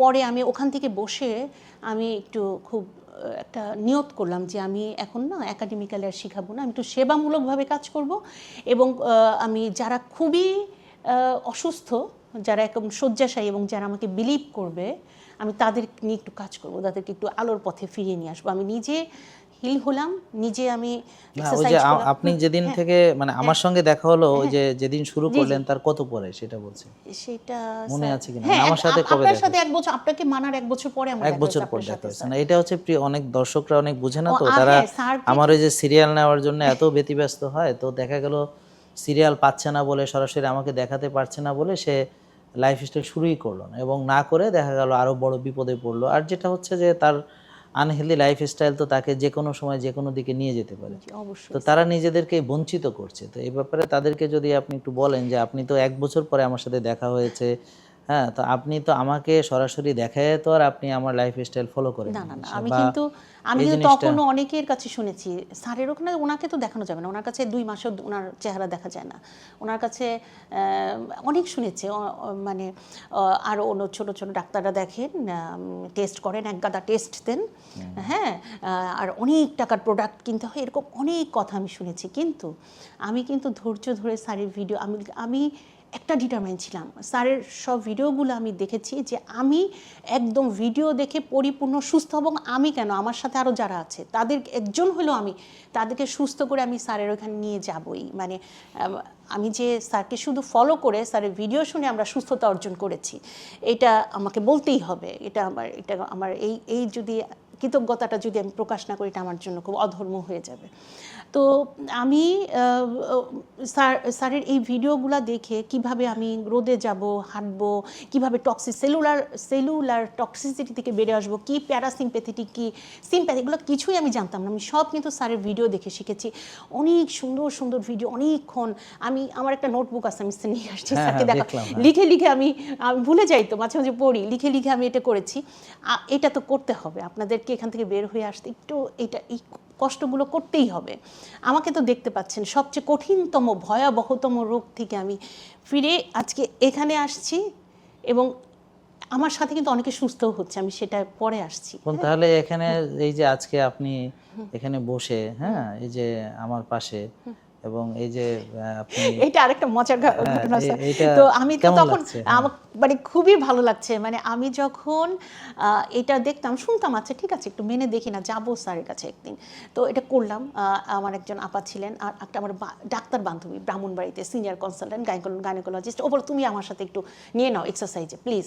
হ্যাঁ তুমি আসো, ঠিক আছে। 3 জন আমরা এক্সারসাইজ করতাম, হেলদি লাইফ লিড করতাম। আমি প্রচুর স্যারের খাবার কিন্তু ব্রাহ্মণবাড়িতে পাঠিয়েছি, ওকে খেয়েছে। হ্যাঁ, তো আমি কিন্তু আগেই খাইনি, আমি কিন্তু আগে আমার শরীরটাকে, আমি তখন কিন্তু কেমো দেওয়ার পর আমার প্রায় 75 কেজি ওজন হয়ে গেছে। আমি কিন্তু ওই সময় থেকে 1 বছরে 20 কেজি ওজন কমিয়েছি স্যার। কিন্তু এবার হেলদি হইতে, আনহেলদি হইতে না। এবার কিন্তু আমার এই জন্য আমি কিন্তু আরো মনে হয় যে আমি আমার চুল আরো ভালো হয়েছে, আমার স্কিন আরো ভালো হয়েছে, আমি মনে করি, কারণ তখন যেটা ছিল, আমরা সবাই মনে করি, তাই না দর্শক? তো এই আমরা দেখতে পাচ্ছি আর কি, মানে যেটুকু পাচ্ছি দেখতে। কারণ হচ্ছে তখন তো আমার আনহেলদি ওয়েতে আমি ওয়েট রিডিউস করেছি, কিন্তু এবার তো হেলদি ওয়েতে করেছি। এবং আমি সবসময় যে ইন্ডিয়াতে টাটাতে গেছিলাম যে reduce overweight and prevent recurrence of cancer, ওটা লেখাই ছিল তাদের ওখানে। হ্যাঁ, তো ওটা আমি সবসময় একটা বিশ্বাসী, if you think you can, you can, of course. হ্যাঁ, তো আমি পারবোই, স্যারের এই লাইফস্টাইল অবশ্যই মেনটেন করতে পারবো। এবং এরা যে বলে এত টাকা পয়সা দিয়ে কিনে খেতে হয়, এটা যে খেতে না হয়, এবং আমিও এটা করব। এবং যে আরেক নাজমা আপা আছে আমার, উনিও সিভিয়ার পেশেন্ট ছিলেন, একদম severe arthritis, fatty liver, 25 KG overweight, 35 insulin দিতে হতো। হ্যাঁ, হাইপার থাইরয়েড, তার থাইরয়েডিজম, সে তার মানে এই বিষয় মানে চেহারাটারও একদম ব্যতিক্রমী অবস্থা ছিল, হাইপোথাইরয়েডিজম, সরি। তো এই যে ছিল, এই বিষয়গুলো ছিল। তো উনাকে আমি পেলাম মনের মতো, যা বলি তাই শুনে, একেবারে ওবিডিয়েন্ট 100। মানে আমি যেটা পারতে পারি নাই স্যার, সে সেটা পেরেছে আলহামদুলিল্লাহ। মানে স্যার উনাকে নিজে, কি নাম ওনার? নাজমা আক্তার। আচ্ছা আচ্ছা। তো আমি মনে করি যে মানে আমি যেটুকু পারি না, সে কিন্তু সেটা পেরেছে। আমি তাকে দেখে, মানে আমি আমার স্টুডেন্টকে দেখে আমি ইন্সপায়ার্ড হচ্ছি। এইটা একটা মানে বলে কি, কিন্তু আমার মনে মনে ছিল, কিন্তু আমার একটা ভরসা ছিল। আমি তো ডক্টর না, কিন্তু আমি যে এটা করাচ্ছি, উনি কি হাইপো হয়ে যায়, ওনার এতই, কিন্তু আমার একটা খুব ভরসা ছিল না। আমি তো খুব কষ্ট করে পরিশ্রম করে স্যারের ভিডিওগুলো দেখছি, আমি তো স্যারের সব কথাগুলো, যদি কোনো ভুল, আমি তো স্যারকে যেয়ে ধরবো। আমি তাহলে তো একটা ভুল হওয়ার না, আমার তো ধরার একটা মানুষ আছে, আমি যাবো সেখানে যদি সে কিছু হয়। তা আমি এরকম করে করে তাকে সব কিন্তু ওষুধও ছাড়াইছি। আলহামদুলিল্লাহ, তো আপনি ডাক্তারের চেয়ে বড় কাজ করে ফেলাইছেন। আপনার ইয়ে দেখে আপনি যে, না, ডাক্তারের চেয়ে বড় কাজ মানে আপনি এখন পর্যন্ত ধরেন কোনো ডাক্তার তো আপনার জীবনে পেয়েছেন কিনা, যারা ওই যে কনভেনশনাল ওয়েতে যারা ডায়াবেটিসের চিকিৎসা করে, তো তাদের একটি রোগী তাদের ওষুধ মুক্ত হয়েছে কিনা একজন ডাক্তার দেখাতে পারবে? যারা 6 বেলা চিনি খেতে পরামর্শ দেয়, দেখাতে পারবে না। তো আপনার তো অন্তত একজন হয়েছে, তো আপনি তো একটা রোগী আপনার আছে, তাহলে ওদের চেয়ে 2 জন, তাহলে আপনি আরো আছে স্যার, পিসিও কনসিভ করেছে, আমি তো প্রচুর। আলহামদুলিল্লাহ। আচ্ছা, তাহলে এক এক করে শুনবো আর কি। তাহলে তো আপনি বড় ডাক্তার। আলহামদুলিল্লাহ। না, এটা আমার বান্ধবী senior consultant Kamrun Nahar, doctor Kamrun Nahar, CMC ব্রাহ্মণবাড়িয়াতে। আমি ওর কাছে খুব কৃতজ্ঞ। ও আমার কাছে ব্যায়াম করার পর ও বলছে, তুমি পারবা, তুমি কেন, তুমি পারবা। আমি বললাম তুমি পারবা, আমি তোমাকে পেশেন্ট রিকমেন্ড করবো, পেশেন্টগুলোকে বাঁচাইতে হবে। মানে স্যার, আমি, আপনার নামটা কি রিপা না নিপা? নিপা, আরিফা আক্তার নিপা, NIPA। নামটা ঠিকই আছে। তো ও এটা বুঝেছে যে আমি অনেকটা আপনার সাথে খুব সিমিলারিটি পাই, এই যে ও কথাটা যে না আমি তো ওষুধ দিয়ে এদেরকে ভালো করতে পারছি না, এদেরকে তো ওয়েট রিডিউস করতে হবে, 8% 8% ওয়েট রিডিউস করলেই সে তার ওভুলেশনটা ভালো হবে, পিসিওতে কি হবে। তো ও আমার পেশেন্টগুলা, এবং আমাকে যখন লাইভ এসে বলে ম্যাম আমি কনসিভ করছি, আমার যে কি ভালো লাগে। আবার কামরুন নাহার আমাকে ফোন, এই তোমার একটা পেশেন্ট কিন্তু কনসিভ করতে আসছিল। আলহামদুলিল্লাহ, আলহামদুলিল্লাহ, মানে এটা আমার কাছে খুব ইন্সপায়ারিং। এটা তো মানে এই যে আপনি বিনামূল্যে কাজটা করছেন, আল্লাহ নিশ্চয়ই আপনাকে যা যা দিবেন অবশ্যই। প্রথম দিকে কিন্তু স্যার সেবামূলক, পরে কিন্তু আমি এখন কিছু নেই। না সেটা নেন, যে আমার কথা হচ্ছে যে আপনার ওই যে ব্যায়ামে করালে তো আপনার সেশন নেবেন না, আপনি ইয়োগা করাচ্ছেন আর আপনার এত মূল্যবান সময় দিচ্ছেন, সেটা আমার বলছি। কিছু ইয়ে আছে, কিন্তু আপনার যে মনে করেন যে এই যে রোগীগুলো তো এরা সুস্থ হতে পারছে না, এই যে সুস্থ তারা তো হতে পারছে, জি হ্যাঁ স্যার, সেটাই এইটা এই বিষয়ে আমার এত মানে আমি এত ভালো লাগে। এবং স্যার আরও আছে একটা নিউরোভাস্কুলার ডিজিজ নিয়ে আসছে একটা মেয়ে, মানে এটা একটা ম্যাজিক। এই যে লাইভ ওদের আমি প্রথমেই তো হার্ড লাইনে যাই না স্যার, প্রথমে আগে তেলটা ছাড়াই আপনার, প্রথমে আগে তেল, তারপর সব ধরনের মিষ্টি, মানে যেগুলো বিষ, ওইটা নিয়ে তারপরে আস্তে আস্তে বাইরের খাবার, তারপরে ডুবা তেলে খাবার, এরকম করে 1 মাসের মধ্যে কিন্তু আমি এগুলো বাদ দিয়ে ফেলি স্যার, আলহামদুলিল্লাহ। তারপরে হোল গ্রেন, হ্যাঁ মানে তোমাদের যা আছে আগে খাও, আগে লাল চাল জোগাড় করো খাও, তারপরে ব্যায়াম, তারপরে যে তোমরা করো বৃক্ষ মেডিটেশন করো, তোমাদের গাছ প্রচুর আছে, পাগল বলে বলুক, সারে একটা কথা যে পাগল যখন বলবে তখনই তুমি ঠিক লাইনে আছো। নাহলে আপনি তো ফলো করছেন, বুঝবো কিভাবে? পাগল না বলে তো বোঝা যাবে না। কেউ যখন মানে ফলো করে তো ধরেন আশেপাশের লোক তাকে পাগল বলছে, তাহলে বুঝবো না ও ঠিকঠাক ফলো করছে। জি জি। আর যদি দেখি যে কেউ কিছু বলতেছে না, তাহলে বুঝবো ফলো করে না, কারণ তাহলে তো ও তো মানে ওরে দেখা তো কারো কিছু আলাদা মনে হইতেছে না, এই কারণে বলি আর কি। তো এইটা এই যে যখন তার রংগুলা ঠিক হয়ে যাচ্ছে, প্রথমে ব্ল্যাক থেকে অ্যাশ থেকে আস্তে আস্তে নীলাভ, মানে ওই কোল্ড থেরাপি হট থেরাপি, আমি বলছি তুমি এটা প্রতিদিন করতে থাকো। এই যে স্যার এখন হচ্ছে কি ওরা অত দূর থেকে ওরা বুঝেও না স্যার, আপনার ভিডিওগুলা যখন আমি শেয়ার করি, আপনার কথাগুলো বলি, তখন কিন্তু ওরা এটা নেয়। হ্যাঁ, সবাই তো আসলে ওই মেন্টালিটি থাকে না, কাজের প্রেসার, ওরা ব্রাহ্মণবাড়িয়াতে থাকে, ছোট ছোট বাচ্চা, আমি সেটাই বলি মানে সময় থাকে না। এই এটাও কিন্তু একটা সাদাকা, এটা যে আমি না বোন, এই যে আপনি যে এটা করছেন, আসলে আজকে এখানে আপনাকে আমরা মানে যে প্রেজেন্ট করছি, তার প্রধান কারণ হলো আপনার এই যে কর্মকাণ্ডগুলো আর কি, যেগুলো আপনি করছেন অলরেডি। হ্যাঁ, you are now contributing for the society, for the humanity and of course আমাদের দেশের জন্য এবং ফর দ্য ওয়ার্ল্ড অফকোর্স। হ্যাঁ, তো এই কাজটাই আমরা চাই যে সবাই যেন করুক আর কি। এবং যখন আপনি একটা ব্যায়াম করাবেন, একটা লাইফস্টাইল, সুন্দর লাইফস্টাইলের সাথে, তখন তার কোনো রোগ তো থাকবেই না, সে যে রোগই থাক আলহামদুলিল্লাহ লাইফস্টাইল জনিত যে কোনো রোগ থেকে সে ভালো হয়ে যাবে, একদম সুস্থ। লাইফস্টাইল ডিজিজগুলো আসলে আমি আপনাদের কি বলবো, আমি তো শুধু আমার এক্সপিরিয়েন্স না, আমি তো আপনার শুনলেনই আমি কিন্তু ডক্টর কতজন আপনার মনে করেন যে পরামর্শ পেয়ে ভালো মানে আপনার গাইডেন্সে বলবো, মানে পরামর্শ এবং গাইডেন্স 20 জন। আলহামদুলিল্লাহ, বলেন কি? তাহলে একদিন আমি একটা সবার সামনে ঘোষণা দিচ্ছি, বোন যদি ওদেরকে নিয়ে আসতে পারে সবাইকে, তাহলে আমার এখানে একদিন দাওয়াত থাকলো তাদের সবার। আমরা যেভাবে সাকসেস মিট করি, তো ওদিন আমাদের success meet with Nipa with মানে আমি থাকলাম সাথে। স্যার আপনার সাথে দেখা হওয়ার মুহূর্ত তো আমি বলি নাই, তো সেটা আসলে অনেকটাই মানে কি বলবো এক্সাইটমেন্ট কাজ করেছিল আমার ভিতরে। সেটা হচ্ছে আমি তো এরকম নাজমা বললাম হ্যাঁ করেন, আপনি করেন, আমরা করি, আমি বুঝবো আপনি কখন দিনের জন্য উনি অসুস্থ, এটা আল্লাহর অশেষ রহমতও লাগে স্যার, এটা আমি মনে করি মহান সৃষ্টিকর্তার অশেষ রহমত ছিল, আল্লাহ ভালো করেন, আমরা তো শুধু মানি। হ্যাঁ, অশেষ রহমত ছিল দেখে এই পুরো জার্নিটা সে করতে পেরেছে। তার তো একটা পা ভেঙে যেতে পারতো এর মধ্যে, তার তো একটা কোন একটা অ্যারেঞ্জ করতে পারতো স্যার, একটা ফ্যামিলিতে কোন আল্লাহ তো এই দিকে রহমত দিচ্ছে স্যার। আমি তো এটা সবসময়কে বলি যে আল্লাহ তো এই যে আমার কাছে এটা খুব চ্যালেঞ্জিং, ওনার মানে বিশেষ করে আমার থেকেও মনে করি নাজমা আপার ফিরে আসাটা অনেক বেশি চ্যালেঞ্জিং, কারণ আপনার ওই যে ডাক্তার বান্ধবী, হ্যাঁ, তা উনি ডাক্তার, তো আমাকে তো ডাক্তাররা তেমন দেখতে পারে না আমি যতটুকু জানি, কিন্তু ওনার কি আমার ব্যাপারে কোনো অ্যালার্জি নাই? ও খুবই পজিটিভ, সে ভালোকে ভালো বলবেই। আর স্যার একটা কিছু করতে সমালোচকরে তো আমরা ভয় পাই না, ভয় পাই কি স্যার? কোনো কিছুতে যদি তার কোনো কোয়ারি থাকে সে বলবে, সে বলে, হ্যাঁ সে অবশ্যই বলবে, সে তো যদি অনেস্ট হয়, সততা। কিন্তু আসল দিকটা যে না লাইফ সে তো একটা খুব আমার ব্রিলিয়ান্ট একটা বান্ধবী সে। হ্যাঁ, সে কিন্তু ব্রাহ্মণবাড়িতে অনেক বড়, মানে সে কিন্তু মেইন সেই সিএমসি হসপিটালের সে। হ্যাঁ, আমি তার কাজ দেখেছি, মানে কি কনফিডেন্ট সে সার্জারিগুলা, এবং সে খুব ন্যাচারাল, মানে নর্মাল ডেলিভারিতে তার সে কিন্তু উৎসাহিত করে। আলহামদুলিল্লাহ, এটাই তো ভালো। সে কিন্তু খুবই মানে ভালো ধর্মীয়, মানুষের তো এটাই তার সেটা পরিচয়। সাদা কাজ একদম। স্যারের মানে স্যার যেমন একটু রিলিজিয়াস দিকটা বেশি আপনি চিন্তা ভাবনা করেন না, আমাদের আমি বলে না, আমার তো রিলিজিয়াস চিন্তা করব, রিলিজিয়াস চিন্তা কেন? আমরা এই পৃথিবীতে যিনি আমাদের পাঠালেন তিনি আমাদের একটা অবশ্যই মানে কারণ আছে বলে তো পাঠিয়েছেন, তাই না? তো এখন ওনাকে ভুলে গেলে তো আর সেটা আমি এই পৃথিবীতে এসে লাভ হলো কি? মানে এটা তো আমি এটাকে রিলিজিয়াস মনে করি না, আমি তো এটাই একমাত্র মনে করি যে এটাকে আপনি কোনো আলাদা কিছু না, যে আমরা এই পৃথিবীতে আসলাম, আমরা খলিফা। তো এখন আমি যদি আমার যে যিনি পাঠালেন তিনি আমাকে একটা মিশন দিয়েছেন, একটা ভীষণ মিশন সব দিয়ে দিয়েছেন, তা এর বাইরে তো আর কিছু নাই। তো এখন এই যে আমরা যে মানুষ এখানে হয়তো আসছে এক একজন যে আমার ডায়াবেটিস ভালো করার জন্যে বা আমার ওজন কমানোর জন্য, সেটা তার মোটো নিয়ে আসছে। বাট আমার তো মানে তরিকা হচ্ছে একটাই, সেটা হচ্ছে যে আমাকে যেভাবে সৃষ্টিকর্তা চলতে বলেছেন আমি যদি তাই চলি তাহলে তো আমার এগুলো কিছুই নেই, রোগ নেই, কিচ্ছু হবে না। তা এই বিষয়টা তো আসলে একটা বিষয়।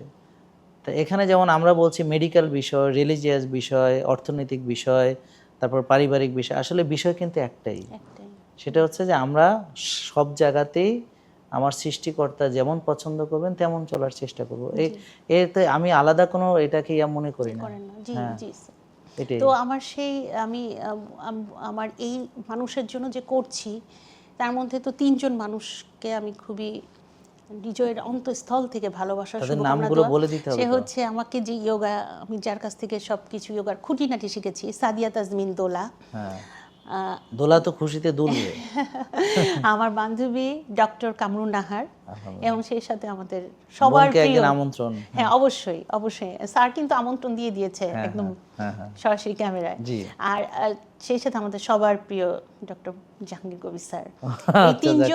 এই তিনজনের কারণ এই 3 জনের সমন্বয়ে আমি যে জিনিসটা জ্ঞানটা অর্জন করেছি, এবং কামরুন নাহার আমাকে বিশ্বাস করে, আমার উপর ভরসা করে একটা ডাক্তারের রিকমেন্ড কিন্তু অনেক বড় জিনিস কিন্তু স্যার এখানে কিন্তু আসছে দেখবেন, সে বুঝছে যে আমি এটা পারবো। হ্যাঁ, অবশ্যই। নাহলে কিন্তু এটা কিন্তু তার কিছু পেশেন্টের হয়ে গেলে কিন্তু তার উপরে যাবে এটা স্যার, অবশ্যই। হ্যাঁ, এবং সেটা আমি জানি না কতটুকু সে বলতে পারবে, করতে চেষ্টা করছি 100% অনেস্টলি করছি দায়িত্ব নিয়ে। এবং এই যে ওরা যখন খুব খুশি হয়, স্যার যখন নিয়ে আসবো তখন দেখবেন, এবং তারা যখন কৃতজ্ঞতা বোধ করে এবং বলে যে আমি দোয়া করি ম্যাম আপনার জন্য, এটা কিন্তু স্যার খুবই, আপনি তো সবসময় পান স্যার, আপনি জানেন এই অনুভূতিটা কেমন। না, আমার তো এটাই বেঁচে থাকার প্রেরণা পৃথিবীতে। যেমন আপনি যদি জিজ্ঞেস করেন যে আমার কোন জিনিস সবচেয়ে প্রিয়, ওই যে আপনার মুখের হাসি, এখন যেটা আপনি সুস্থ হওয়ার পরে যে হাসিটা যেটা আপনার চলে গিয়েছিল, বা হাসলেও কষ্টের হাসি, ঠিক এমন প্রতিটি রোগী যখন সে কষ্টে থাকে তারপর যখন সে আবার হাসি ফেরত পায়, সুস্থতা ফেরত পায়, ওষুধ থেকে মুক্তি লাভ করে, তখন ওই যে তার অনুভূতিটা সে ব্যক্ত করে, এইটাই হচ্ছে আমার মানে বলবো যে সবচেয়ে দামি জিনিস আমার কাছে। তো এই পৃথিবীতে আমার মতে সবাই যদি, যেমন আমি আপনাকে এখন কয়েকটা কথা বলি, এটা অনেকের জন্য কাজে লাগবে হয়তো, এই জন্য সেটা হচ্ছে, ধরেন কেউ ডাক্তার আপনারা হতে চেয়েছিলেন কিন্তু কখনো ডাক্তার হওয়ার হয়তো সুযোগ হয়নি, বা যে কোনো কারণে হয়তো আপনি হতে পারেননি। কেউ হয়তো ভেবেছিলেন যে আমি পৃথিবীর জন্য কিছু করব, কিন্তু আজকে হয়তো আপনি সেগুলো সব ভুলে গিয়েছেন, মানে এখন মনে পড়ছে না, বরং আপনি সংসার সব কিছু চাপের ভিতরে নিজেকে হয়তো হারিয়ে ফেলেছেন। এই যে পৃথিবীর জন্য করার যে একটা মন মানসিকতা আপনার ছোটোবেলা থেকে হয়তো ছিল, একসময় খুব চাইতেন, কিন্তু আপনার জীবন থেকে সেটা এখন আর অপরচুনিটিও হয়তো খুঁজে পাচ্ছেন না যে কিভাবে কি করব। আপনাদেরকে একটা কথা বলি, আপনারা জেকে লাইফস্টাইল ফলো করুন এবং নিজে সুস্থ হয়ে আপনি দেখবেন যে আপনি অনেক অপরচুনিটি ক্রিয়েট হবে। যেমন বোনের এখন ডাক্তারের চাইতেও উনি বড় ডাক্তার হয়ে গেছেন, বা একজন হিলারের চাইতেও বড় হিলার হয়ে গেছেন, অথচ ওনার জার্নিটা শুরু হয়েছিল নিজেকে ফিরে পাওয়ার জন্য। আর আজকে উনি ফিরে পেয়ে আরও অনেকে এই পথে নিয়ে আসার জন্য উনি চেষ্টা করে যাচ্ছেন, এবং ওনাকে আমি বলবো যে উনি হলেন যে এখন অনেকটা পরশ পাথর, যে ওনার ছোঁয়ায় যে আসবে তারই আবার স্বর্ণ হয়ে যেতে হবে, তার রোগগুলো থাকবে না, চলে যাবে। এরকম কিন্তু যে কেউ হতে পারে। জাহাঙ্গীর কবির সবাই না হতে হয়তো পারবে না, ডাক্তার হতে হবে অনেক কিছু, কিন্তু নিপা সবাই হতে পারবে, কিন্তু নিপা কিন্তু সবাই হতে পারবে। স্যার আপনি সবসময় বলছেন যে নিজে ইঞ্জিন হতে হবে আর ইঞ্জিন তৈরি করতে হবে, বগি হলে হবে না। আমি কিন্তু স্যার চাই যে আরো ইঞ্জিন তৈরি করতে, আমি সেটাও কাজ করতেছি স্যার। এইটাই বলছি, আমি এইটাই বলছি যে এখন যদি বাংলাদেশে আমাদের যত নারী আছেন সবাই যদি চায় যে আমি নিপার মতো হতে চাই, কিন্তু তারা পারবে। কেননা আপনি তো ধরেন অনেক পড়াশোনা অন্য লাইনে করেছেন, তাই না? কিন্তু ডাক্তারি লাইনে তো আর কখনো করেন না। কিন্তু আপনি যদি ধরেন একটা পিসিওএস রোগী, তার হিলিং এ আপনি সাহায্য করছেন, তারপরে একটা ইনফার্টিলিটি রোগী, তার কনসিভে আপনি সাহায্য করছেন, ঠিক আছে? তো এখন আরো অন্যান্য যারা হয়তো, যেমন এই যে বোনের কথা বললেন ইনসুলিন নিত, সেখান থেকে আপনি তাকে বের করে নিয়ে আসতে গাইড করেছেন। তো এখন এই যে আপনি ডাক্তার না হয়ে যে কাজটা করেছেন, সেটা তো কয়টা ডাক্তার আছে বাংলাদেশে যারা এই দাবি করতে পারবে যে আমার একটা রোগী এটা পেরেছে। তো এই জন্য বললাম যে যারা ডাক্তার হয়েও যারা রোগীকে ভালো করতে পারছে না, কিন্তু আপনি না হয়ে পারছেন, তার মানে এখন হয়তো আপনি গিয়ে এমবিবিএস পড়তে পারবেন না, অনেকেই পারবে না, একটা এমবিবিএস সার্টিফিকেট নিতে পারবে না, কারণ তার সেই বয়স নেই। কিন্তু আপনি যা করেছেন সেটা কিন্তু চাইলে সবাই করতে পারবে, পারবে না? কারণ সে আপনি সব শিখে টিকে নিজে অ্যাপ্লাই করে তাকে গাইড করছেন, পারবে না? এটা অবশ্যই অবশ্যই, মানে এই অপরচুনিটি সবার আছে না? জি ওই যে স্যার দুইটা, একটা হচ্ছে আনকন্ডিশনাল লাভ ফর এভরিওয়ান, আর হচ্ছে if I think I can. Yes, এই দুইটা যদি কারো এটা তো সবার হওয়া সম্ভব। জি তাহলে আমরা চাই এই জিনিসটা, আমাকে অনেকে বলে আমরা অনেক ডাক্তার জাহাঙ্গীর কবির আরো অনেক কম চাই, আমি বলি যে না, আপনারা ওর মতো চান যে হ্যাঁ আমরা অনেক নিপা চাই, অনেক জালাল ভাই চাই, হ্যাঁ অনেক রুহুল আমিন ভাইয়ের মতো চাই, যে যারা নিজেরা সুস্থ তারা শুধু এই মানে সুস্থতার বার্তা মানুষকে ছড়াবে এবং তাদেরকে এই লাইনে নিয়ে আসবে। তো বোন, এই পর্যায়ে আপনার মানে যে অনুভূতিটা আজকে, যে এই যে এখন আপনি এই সবার সামনে কথাটা বলতে পারছেন, শেয়ার করতে পারছেন, একসময় আপনি মিডিয়াতে কাজ করতেন, মিডিয়া ছেড়ে দিয়েছেন, কিন্তু আজকে আবার সেই ক্যামেরার সামনে আপনি বসে আছেন। আমি খুব এক্সাইটেড, কারণ হচ্ছে আবার সেই, কিন্তু তখনকার ক্যামেরায় বসা এখনকার ক্যামেরা অনেক পার্থক্য অবশ্যই। সেটা হচ্ছে আমি একটা কঠিন যুদ্ধ জয় করে এসে আমি এখানে আমি অভিজ্ঞতাটা বলছি, এবং যাদেরকে আমি মেন্টর ভাবি, যাদেরকে আমি মনে করি আল্লাহর রহমত, মানে সেরকম একজনের সাথেও আমি বসে আছি।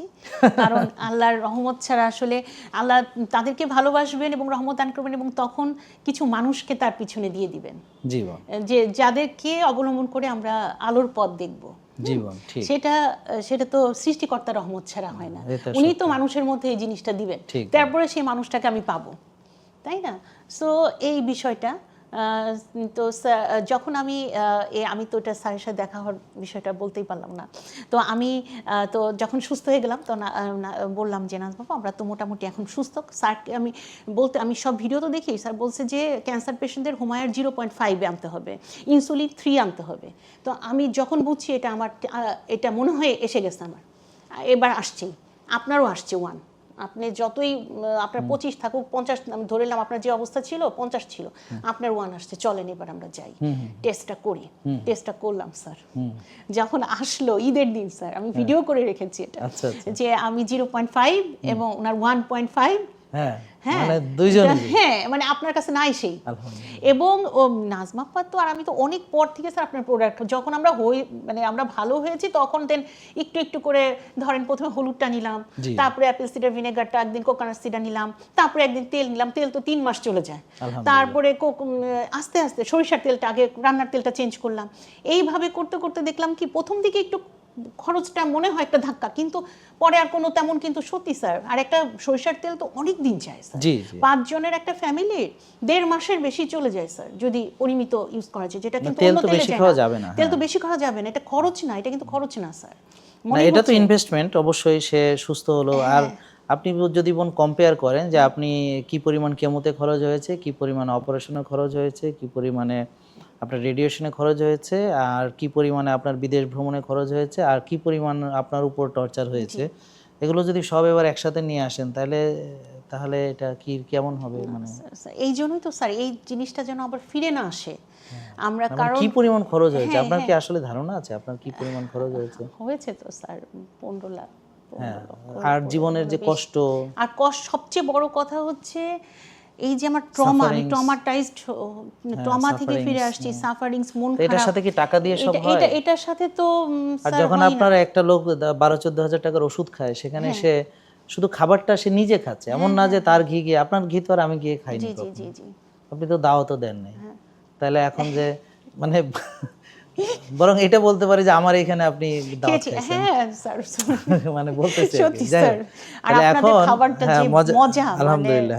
মানে ওটসের যে ইয়াটা। আচ্ছা বোন, আপনি তো দেশে বা বিদেশে অনেকে গেছেন, অনেক ভালো ভালো মানুষের সঙ্গে, আপনি বলেন তো যে এই যে মানে আমাদের যে রেস্টুরেন্টের ব্যাপারে মানে আপনার অনেস্ট ওপিনিয়ন দেন, মানে আসলে কি এরকম রেস্টুরেন্ট পৃথিবীতে আপনার জানা মতে আছে? রেস্টুরেন্ট তো পৃথিবীতে নাই এরকম, মনে করি আমি তো পুরো ইন্ডিয়া, হায়দ্রাবাদ, চেন্নাই, না নাই কেন বলছেন? এটা নাই, কেন কারণ হচ্ছে স্যার এটা তো এই যে আপনার প্রত্যেকটা খাবারে যে আমরা প্রাকৃতিক বিশুদ্ধতা পাই, এটা তো নাই। এই যেমন পিঙ্ক সল্ট দিয়ে আমরা রান্না করছি, তারপর আমরা এই যে অর্গানিক অলিভ অয়েল ব্যবহার করছি, অর্গানিক আপনার কোকোনাট অয়েল ব্যবহার করছি, প্রাকৃতিক ঘি ব্যবহার করছি, মানে সার্টিফাইড অর্গানিক, হ্যাঁ এমসিটি, হ্যাঁ এমসিটি করছেন। তারপর কফিতে আবার অর্গানিক কফি বিন, হ্যাঁ অর্গানিক কফি বিন, এটা এইরকম কফি তো অসম্ভব, কিন্তু দাম তো সেই হিউজ। হ্যাঁ সেটাই, স্টারবাকে যে যদি আমি খেতে যাই সেই তো হিউজ, কিন্তু এটা কি পাবো? না এটা আপনি পাবেন না, এটা তো পাবো না, সেটাই তো। ওরা শুধু কফি দিয়েই যে টাকাটা নিচ্ছে, আমাদের এখানে অর্গানিক কফি বিন, তারপর হচ্ছে মানে সার্টিফাইড অর্গানিক এমসিটি, তারপর হচ্ছে নারকেলের তেল, ঘি, there are lot of things, pink salt, এগুলো আমরা যখন অ্যাড করছি তো এটার দাম তো হওয়ার উচিত আরো অনেক বেশি, কিন্তু সেটা তো আর আমরা ওভাবে ইয়ে করছি না। মানুষ বুঝে না কি বলবো, এখন যে 20 টাকায় কফি খায়, ও এসে বলবে এত টাকা, মানে বলবে আর কি সবাই। রেস্টুরেন্ট কেন স্যার, রেস্টুরেন্ট তো আছেই। এটা আমি তো স্যার হায়দ্রাবাদের এআইজিতে গিয়েছি, চেন্নাইতে গেছি, মুম্বাই টাটা গিয়েছি, তখন আপনার হসপিটালে কিন্তু আপনার মেডিকেল সেন্টারে আমি আসিনি। ওখানে যে আমার কাছে ভালো লাগছে, এত ভালো লাগে, এরকম যদি বাংলাদেশে একটু পাইতাম, এত সুন্দর বসার অ্যারেঞ্জমেন্ট ওদের, মানে ভালো খারাপ।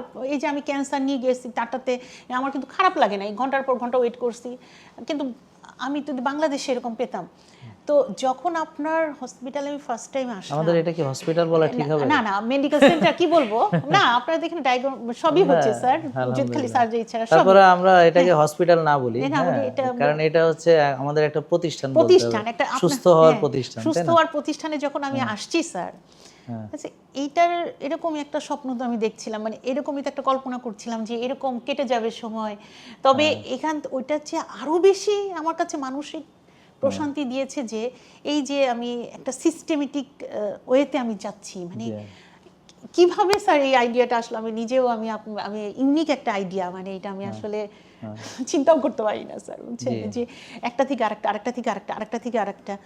হ্যাঁ আমি ডক্টরের কাছে গেলাম, নিউট্রিশনিস্টের কাছে গেলাম, তারপরে আসলাম জিমের কাছে, তারপর আমি প্রোডাক্ট কিনলাম, তারপর আমি খেলাম। হ্যাঁ এই যে তারপর সাথে আমার কিছু লোকজন, মানে এখানকার যারা আমাকে অ্যাসিস্ট করছে তারা থাকলো সুন্দর করে কথা বলে। হ্যাঁ তো এইগুলা স্যার। আর কত টাকা দিতে হলো? 1 টাকাও না স্যার। মানে এই ফ্রি সার্ভিস এরকম হয়, মানে আমি মানে এটাই মানুষকে আসলে বোঝানো যাচ্ছে না। আমার কাছে খুবই ভালো লাগছে, খুব কষ্ট লাগে কি বোন, যখন দেখি যে এত কিছু দেওয়ার পরেও তাদের মানে সন্তুষ্টি নাই, বা কেমন জানি, মানে মনে হয় কলিজা কাটে দিলে কয় প্লেটটা আর একটু সুন্দর হইতে পারতো। স্যার এই যে আমি কথাগুলো বলছি, এটা কি আমি কি আপনার প্রোডাক্ট আপনি কি আমাকে বিনামূল্যে দিয়েছেন? না। আপনি কি আমাকে কোনো কিছু দিয়েছেন? না। আমি কেন বলছি স্যার, এটা তো মানুষ বুঝে না, বলছি অ্যাটিটিউড থেকে, মানে আমি কৃতজ্ঞতা বোধ থেকে বলছি স্যার। না ওরা এসে দেখবে তো আপনার কথা সঠিক নাকি মিথ্যা, তাহলে আইসা এখানে ওরাও আসবে, আসার পর বলবে না যে নিপা মিথ্যা কথা বলেছে, আইসা তো বলবে। এটা তো আজকেই শেষ না, এটা প্রতিষ্ঠান থাকছে, তারা আসবে, আবার আসবে, এসে আপনার কথা সত্য না মিথ্যা যাচাই করবে, তাই না? এটা যদি আপনি যদি মিথ্যা বলেন, তোরে আইসে দেখবে যে আরে আমারে বলছে এরকম, আইসা দেখি এরকম, তাই না? এটা তো আপনার বলে, আপনি তো আর এখান থেকে পালায় যাচ্ছেন না, আপনি তো এই মানে এই সমাজেই থাকছেন, আর আমাদের প্রতিষ্ঠানও থাকছে, তো এটা তো যে কেউ যাচাই করবে যে আপনি সত্য না মিথ্যা বলছেন, এটা যাচাই করবে না? আমরা তো চাই তারা যাচাই করুক, আমরা তো চাই না কেউ বিলিভ করুক, আমরা চাই তারা যাচাই করুক। হ্যাঁ দেখুক, আসলে মানে আমার মতো তাদেরও ভালো লাগা কাজ করবে, আমি নিশ্চিত 100%। হ্যাঁ কোন আপনাকে একটা প্রশ্ন করি, জাস্ট মানে এটা অফ দ্য টপিক আর কি বলতে পারেন, সেটা হচ্ছে যে আপনি তো অনেক বড় বড় ডাক্তারের চেম্বারেও গিয়েছেন, দুর্ভাগ্য বা সৌভাগ্য হয়েছে, আচ্ছা অনেক বড় ডাক্তারের কাছে গিয়েছেন আপনি, হ্যাঁ তো এখন এই যে আমার চেম্বারটা, হ্যাঁ নিজের ব্যাপার তো, আর মানে এই জন্য তারপরও এরকম চেম্বারটা আমি কি বলবো ভাষায় প্রকাশ করে, আমি এরকম চেম্বার তো কখনো দেখি নাই, যে ডাক্তার চেম্বার আসলে এরকমই। কারণ হচ্ছে কি, একটা পেশেন্ট অনেক মনে কষ্ট নিয়ে একটা জায়গায় যায়, অনেক হতাশা নিয়ে। হ্যাঁ তারা যখন একটা ঢুকবে, এখন একটা সুবাতাস, শান্তির একটা চোখের প্রশান্তি, একটা সুবাতাস তার মুখে এসে তখন থেকেই তো তার হিলিং শুরু হয়ে গেল। তারপরে ডাক্তারের কাছে বসবে, ডাক্তারের হাসি মুখটা দেখবে, কথা বলবে, ভরসার জায়গা। তারপরে এইটাই তো স্যার, মানে ওষুধ কি করবে, এটা তো ন্যাচারাল জিনিসটাই তো তাকে হিল করবে স্যার। এটা আমার একান্ত ব্যক্তিগত, না ঠিক আছে, এটা আমার কাছে মনে হয়েছে স্যার। এত সুন্দর, এত সুন্দর গাছপালা, এত সুন্দর, মানে আমি এত সেটআপ আমি আসলে দেখি নাই কখনো। কারণ আমি অনেক অনেক ডক্টরদের কাছে গিয়েছি, অনেক বড় বড় হসপিটালে গিয়েছি, কিন্তু চেম্বারটা এরকম আমি আসলে কোথাও দেখি নাই। না থ্যাংক ইউ আপনাকে। আসলে তো প্রিয় দর্শক, আপনারা ওনার কথা বিশ্বাস না হলে দেখতে পারেন, হ্যাঁ, যে আপনারাও যদি আমাদের দেখেন, আসেন, এবং আপনারা যদি এরকম এর চেয়ে ভালো কিছু দেখেন আমাদেরকে জানাবেন। আমরাও অবশ্যই এখানে যে থাকবো তা না, আর স্যারকে কিন্তু অবশ্যই আপনারাও দেখতে পারবেন। আপনারা মেনে আপনারা সেরকম বিশ্বাস করে এখানে বসে বসে আবার বলতেও পারবেন। হ্যাঁ, বলতেও পারবেন। আপনারা নিজে আসলে কোনো কষ্ট ছাড়া তো কোনো কিছু অ্যাচিভ করা যায় না, ডিজার্ভও করা যায় না। আচ্ছা বোন, আপনি বলেন তো যে আপনি যে এখানে বসলেন, কিভাবে বসলেন, আপনার কি মনে হয়? স্যার এইটা তো আমার কাছে একটা স্বপ্নের মতো লাগছে। কারণ ওই যে আমি শুনে আসছি দেখা যাবে না, আমি যখন আমি নাজমা আপার সাথে আসছি, স্যারকে তো দেখানো যাবে না, এটা তো অনেক পরের ব্যাপার, আমরা একটু যাই। তারপরে তো আমরা এরকম হলাম, তখন স্যারের সেশন চলতেছিল, তখন আপা বলল যে আমি একটু বলি, আমি তো ভালো হয়েছে, স্যার ডাকলেন। তখন সে বলে, তখন কার জন্য হলো, তখন আমার কথাটা আসলো, স্যার আমাকে ডাকলেন, আমরা দুজন বললাম। তার আগে স্যারের সাথে দেখা, আমরা এসে বসে আছি, আমি স্যারকে তো কখনো দেখি না, খালি লাইভ সেশনে দেখেছি বা ভিডিওগুলোতে দেখেছি। আমি বসে, স্যার তখন জিম টিম করে মনে হয় উঠে আসছে, আমি সামনে বসে আছি, হ্যাঁ, উঠে আসছে, স্যারের ওই খেলার ড্রেস পরা। তো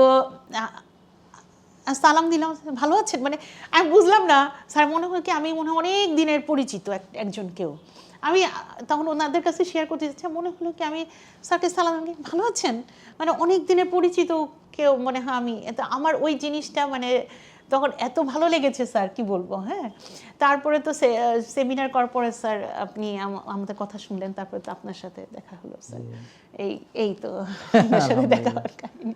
আলহামদুলিল্লাহ। তো এই যে আপনার বোন এই যে জার্নিটাতে আপনার মানে কোন জিনিসটা মনে হয় যে আপনার আগে যে হেলথ নলেজ ছিল, তারপর পরবর্তীতে চেঞ্জ হলো, হ্যাঁ, যেমন আপনি এখানে খাবারের বিষয়টা বললেন যে কোনটা অর্গানিক আমরা বুঝি নাই, জি জি জি। তো এই বিষয়টা যদি আর একটু বিস্তারিত বলে, আরো কি কি বিষয় আপনি মনে করেন যে মানে মানুষ যারা এখনো বুঝতে পারছে না যে লাইফস্টাইল সম্পর্কে, কোন কোন জিনিসটা আপনার ইউনিক মনে হয়েছে, বা সাধারণ যারা হেলথ কনসাস তারাও যে হেলথ কনসাস না, মানে না বুঝেই তারা নিজেদের হেলথ কনসাস ভেবে তারা আবার একটা বিভ্রান্তির ভিতরে আছে, এবং সে অনেক কষ্টও করছে, কিন্তু আসলে আলটিমেটলি আবার দেখা যাচ্ছে বিপদে পড়ছে বা পড়তে পারে ভবিষ্যতে। তাহলে এই বিষয়টা যদি একটু সবাইকে বুঝিয়ে বলতেন।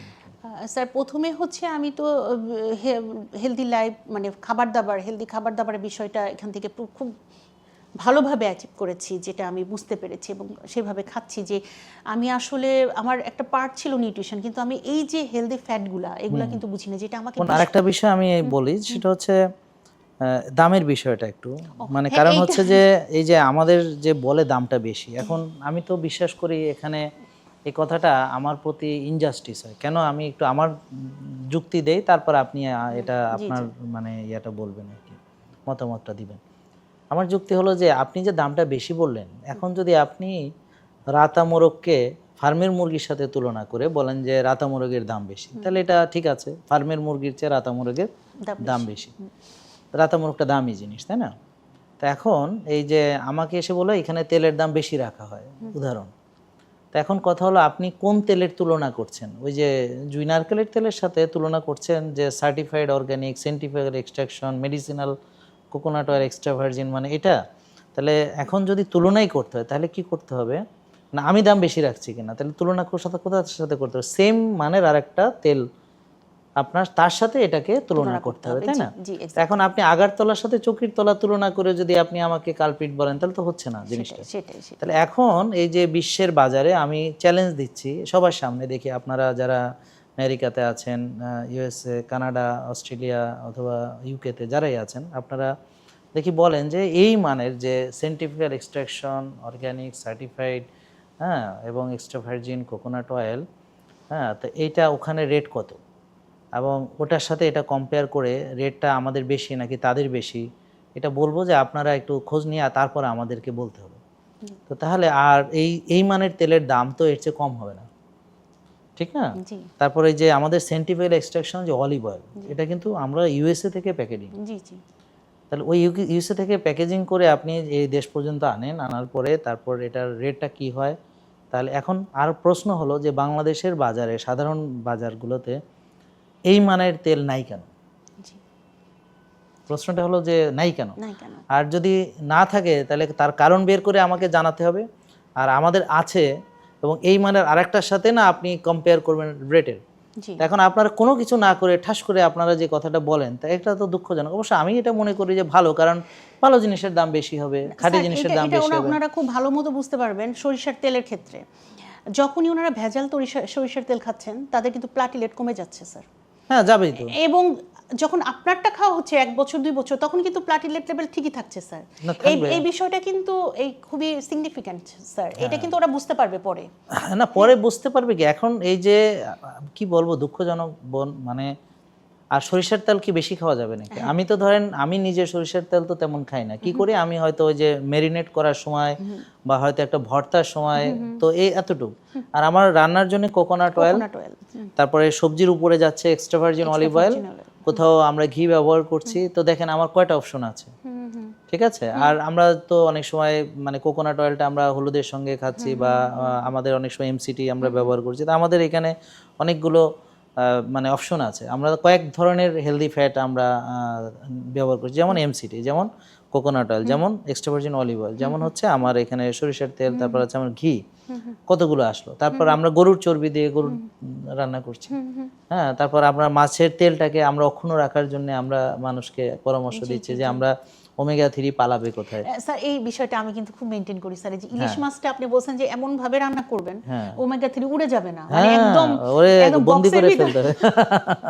ওটা করি স্যার, মানে ওটা শিখাচ্ছি আমাদের সাথে যারা আছে তাদেরকে। এই যে আপনারা আমাদেরকে এই যে রান্নার পদ্ধতি শেখানো আমাদের খুব দরকার, আপনাদের মতো যারা আছে তাদের দরকার অনেক। তো এবার আপনি বলেন যে এই যে তারা যে এই যে বললো আপনাকে যে এখানে অনেক দামি প্রোডাক্ট, হ্যাঁ, তো এইটা আপনার এখন কি মনে করছেন? বা আপনি তো প্রথম দেখে মনে হচ্ছে না এত দাম তো ঠিকই বেশি। আমি অনেক কিছু অনেকভাবে জাজ করছি আপনার পণ্যকে। সেটা কিভাবে স্যার? মানে ঘি আমি আপনারটা নিচ্ছি, আরেকজনের, আমার ছেলেদেরকে খাওয়াইছি। ছেলেরা কিন্তু আমার ছেলেরা খুবই খুবই একদম পারফেকশনিস্ট। সে যেটা বলবে সেটা কিন্তু ঠিক বলবে। সে তো আর জানে না আপনার কোনটা ভালো, মা এটা অবশ্যই 100% ভালো এটা। তো এই যে এইভাবে আমি কিন্তু স্যার এরকম না যে আমি খুবই আপনাকে আপনার কথাবার্তা মোটিভেট হয়ে আমি নিচ্ছি, কিন্তু আমি কিন্তু এটা কিন্তু জাজ করছি স্যার। এটা কিন্তু আমি আরেকটা কথা বলি প্রিয় দর্শক, আমি লাইভেও বলি যে আমার প্রোডাক্ট আমার ভালোবাসেন বলে নেবেন না, খবরদার। হ্যাঁ, আপনি প্রোডাক্ট ভালোবেসে প্রোডাক্ট নেবেন, মানে প্রোডাক্ট কথা বলবে, প্রোডাক্ট খাবেন, রেজাল্ট পাবেন, আপনি সুস্থ হবেন।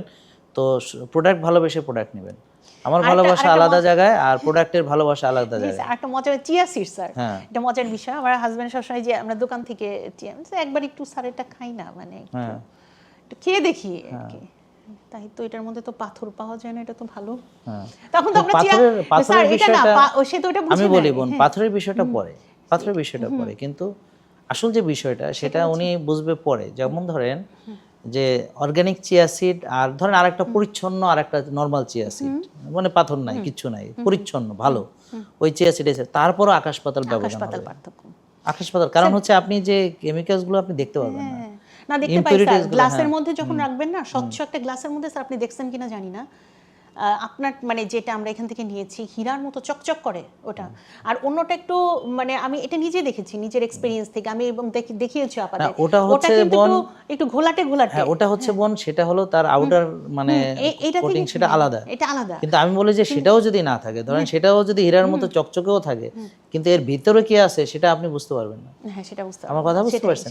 এই জন্য ধরেন একটা নরমাল আর একটা সার্টিফাইড অর্গানিক প্রোডাক্টের ভিতরে আকাশ পাতাল ব্যবধান। এখন দুঃখজনক হচ্ছে আমি এমন একটা দেশে বাস করি যেখানে সার্টিফাইড অর্গানিক মানুষকে চেনাতে হয় আমাকেই, কারণ তারা ইতিপূর্বে এটা চেনে নেয়। আর সবচেয়ে বড় কথা হলো 19 সালে অনেকেই চিয়া সিড চিনতো না, অনেকেই ভিনেগার চিনতো না, অনেকে অর্গানিক হলুদ চিনে নাই, অনেকে অর্গানিক কোকোনাট অয়েল চিনে, এগুলো সব আমাকে বোন চেনাতে হচ্ছে মানুষকে। এবং অনেক কথা শুনে স্যার। হ্যাঁ, এই জন্য আই ডোন্ট কেয়ার যে কে তারা কি বলে, কিন্তু আমার কথা হলো যখন দে আর ইনজাস্টিং, তারা জুলুম করছে আমার প্রতি অবশ্যই কথার মাধ্যমে, তো সেটা হচ্ছে ভয় লাগে যে তারা জুলুম করছে, তো আল্লাহ দেখছেন, তো এর যে যদি আল্লাহ রুষ্ট হন তাদের প্রতি, আমার কষ্ট লাগে সেখানে। দেখেন আমি কিন্তু আমার শত্রুর প্রতিও আমার খুব মানে মায়া লাগে, কেননা কি আমাকেও শত্রুতা করছে, এটা আমার জন্য কোনো সমস্যা না, আই ডোন্ট কেয়ার, ইভেন যদি তারা ডাক্তারও হয়, কেননা ও আসলে নিজের আমলনামাগুলো ক্ষতিগ্রস্ত করছে।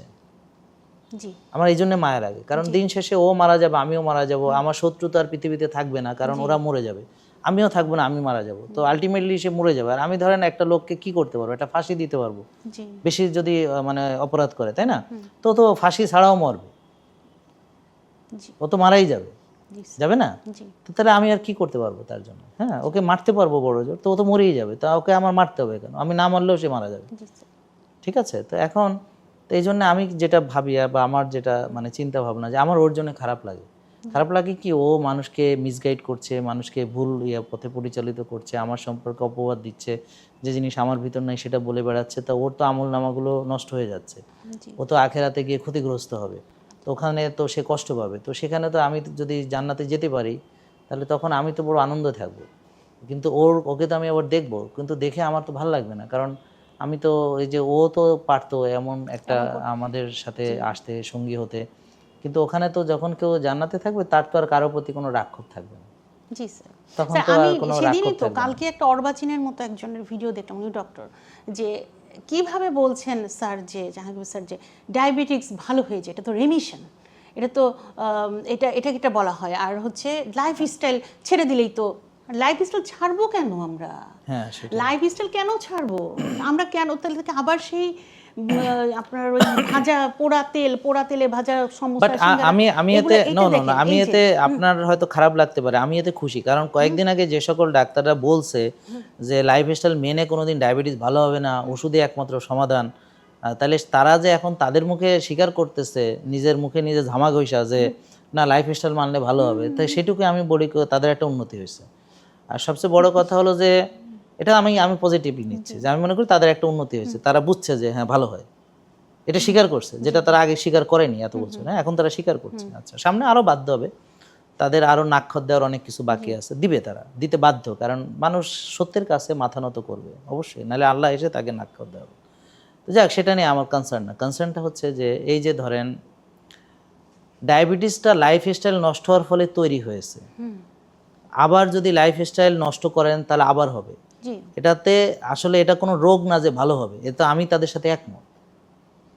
আমি তো বলি নাই যে ডায়াবেটিস ভালো হবে, মানে কি, মানে হচ্ছে যে ওরা বলতেছে ডায়াবেটিস কখনো ভালো হবে না, আমি বলছি যে ডায়াবেটিস ভালো হবে, এবং আমি এটা বলছি ডায়াবেটিস কোনো রোগও না, আমি বানাইছি, আমার অনিয়মের ফলে আমি বানাইছি, আমার ছিল না, আমার জন্মগত না, আমি তৈরি করছি, এখন আমি বুঝছি যে এটা ভুল হয়েছে, ভুল করে আমি তওবা করে এখন আমি আবার নিয়ম মেনে ভালো হয়েছি, সুস্থ, এখন আগের মতো হয়েছি। এখন আমি যদি আবার ভুল করি তাহলে তো আমার এটা আবার আসবে। ওনাদের কথা তো আর মিথ্যা না, আমার কথাও মিথ্যা না, কিন্তু আমার কথা মিথ্যা না, কিন্তু এখানে প্রবলেমটা কোথায়? প্রবলেম হচ্ছে তারা এতদিন বলেছে এরকম কোনোদিন ভালো হয় না, সারা জীবন ওষুধ খেতে হবে। আমার কথা হলো তাহলে ওষুধ যে ছাড়তে পারবে এ কথা তোমরা এতদিন বলনি কেন? প্রশ্ন তো সেখানে, সেই ব্যাপারে উত্তর দাও দেখি, তোমার কত বড় বুকের পাটা আছে, এটা বলো, যে তুমি যদি এতদিন বলছো যে ওষুধ খেতেই হবে আর ওষুধ ছাড়া যাবে না, এবং ওষুধ দিতে দিতে ইনসুলিন, আর সবচেয়ে বড় কথা হলো তুমি যে তাদেরকে পরামর্শ দিচ্ছ সেটা ভুল, তুমি তাকে 6 বেলা চিনি খাওয়াচ্ছ কেন?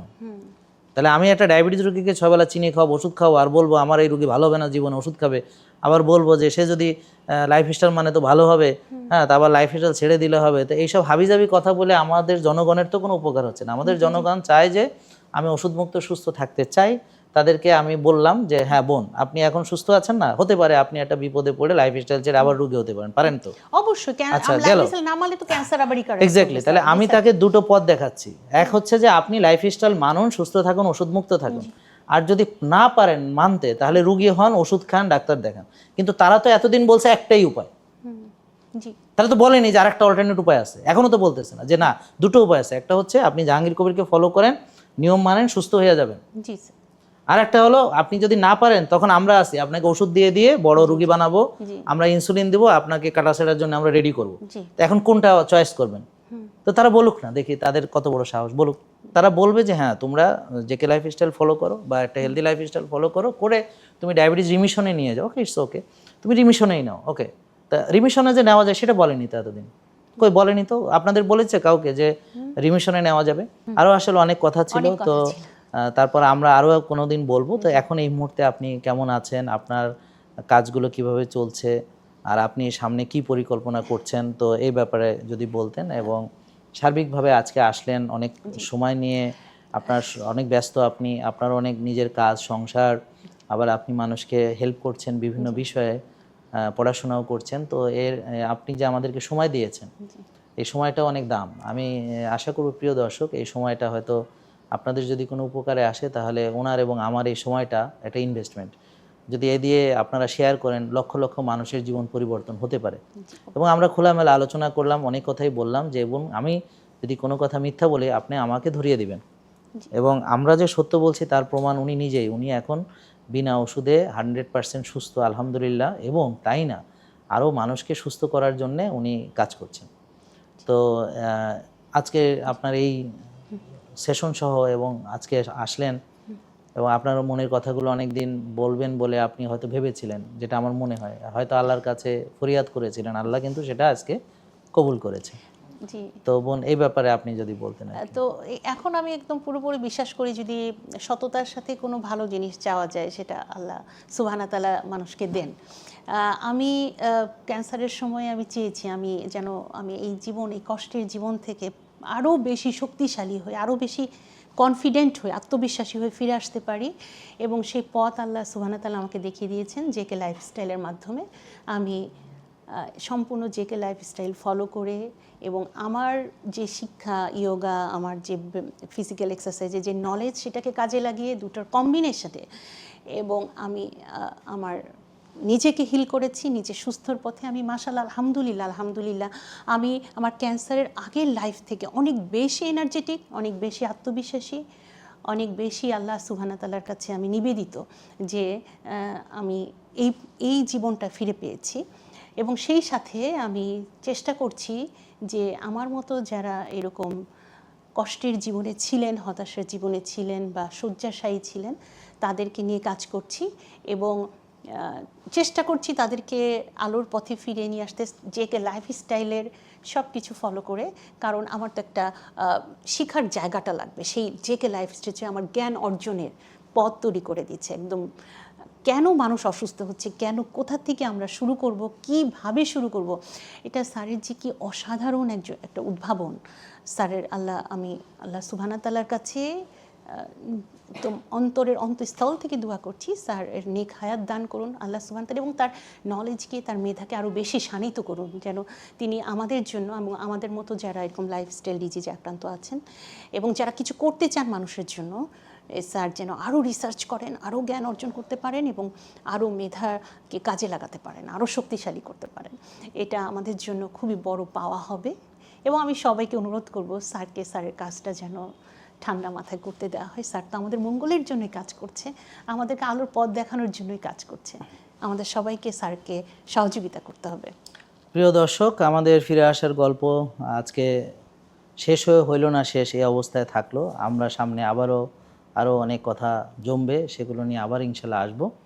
তো আপনাদের প্রোগ্রামটি কেমন লাগলো, যদি ভালো লেগে থাকে আপনি অবশ্যই কমেন্ট করে জানাবেন, বা আপনাদের যদি কোনো পরামর্শ থাকে সেটাও আমাদেরকে জানাবেন, এবং এই প্রোগ্রামগুলো আরও ঘন ঘন করা উচিত যদি মনে করেন সেটাও জানাবেন, এবং অবশ্যই যদি ভালো লাগে শেয়ার করবেন, এবং যদি মনে করেন যে আরও মানুষের উপকারে আসবে, এবং আপনি যদি মানুষের কল্যাণে কাজ করতে ইচ্ছুক হন, এবং আপনি যদি মানুষের এই হিলিংয়ের নিজেও একজন হিলার হতে চান, আপনি যদি আমাদের সঙ্গে অন্যদেরকে ভালো করার যে আমাদের যে মিছিল সেখানে যুক্ত হতে চান, তাহলে অবশ্যই আপনারা এখন থেকে আমাদের সম্পর্কে জানার চেষ্টা করুন, আমাদের এখানে আসুন, আপনি জ্ঞান অর্জন করুন, নিজে প্র্যাকটিক্যালি করুন, এবং আমাদের গ্রুপ আছে ফেসবুকে, সেখানে আপনি অ্যাক্টিভলি পার্টিসিপেট করুন, হ্যাঁ, এবং একসময় দেখবেন আমরাই আপনাকে পিক করে নিব, হ্যাঁ, এবং আমরা এরকম অনেক দরকার নিপার মতো যারা মানে মানুষকে হিল করার জন্য গাইডেন্স দেয়। তো তারা আগে হয়তো শুধু ইয়োগা করাতেন, কিন্তু এখন সে কম্বিনেশন করাচ্ছেন। তার ঘুম, তার রোদ, তার খাওয়া, তার সব কিছুকে একটা সুন্দর করে মানে একটা প্যাকেজ তাদেরকে ফলো করার জন্যে তারা গাইড করতে পারছেন, যার ফলে দেখা যাচ্ছে যে সে আসছে ইয়োগা করতে, কিন্তু এখন দেখা যাচ্ছে যে সার্বিকভাবে সব কিছুই তার সমাধান হয়ে গেছে, সুস্থ হয়ে গেছে, ওষুধ মুক্ত হয়ে গেছে, ভালো হয়ে গেছে। তো এটা একটা পূর্ণাঙ্গ কম্বিনেশন। তো প্রিয় দর্শক, আপনারা আমাদের জন্য দোয়া করবেন। আমাদের কোনো কথায় যদি কষ্ট পান ক্ষমা করবেন। আমাদের যদি হয়তো কথার ভিতরে যদি কোনো আবেগে আমরা যদি কিছু বলি এবং আপনারা যদি কষ্টের কারণ হয় সেটাও ক্ষমা করবেন। এবং আমাদের জন্যে, বিশেষ করে আমাদের প্রতিষ্ঠানের জন্য দোয়া করবেন। এবং এই প্রতিষ্ঠান যেন থাকে, আমরা যে হয়তো পৃথিবীতে একসময় থাকবো না, প্রতিষ্ঠান যেন টিকে থাকে, এটা যেন সদগায়ে জারিয়া হয় সে কামনায়, এবং সবাই যেন আমরা সুস্থ থেকে ওষুধমুক্ত হতে পারি এই কামনায় আজকের মতো বিদায় নিচ্ছি। আসসালামু আলাইকুম। জেকে লাইফস্টাইল লিমিটেড, ওষুধ মুক্ত সুস্থ জীবন।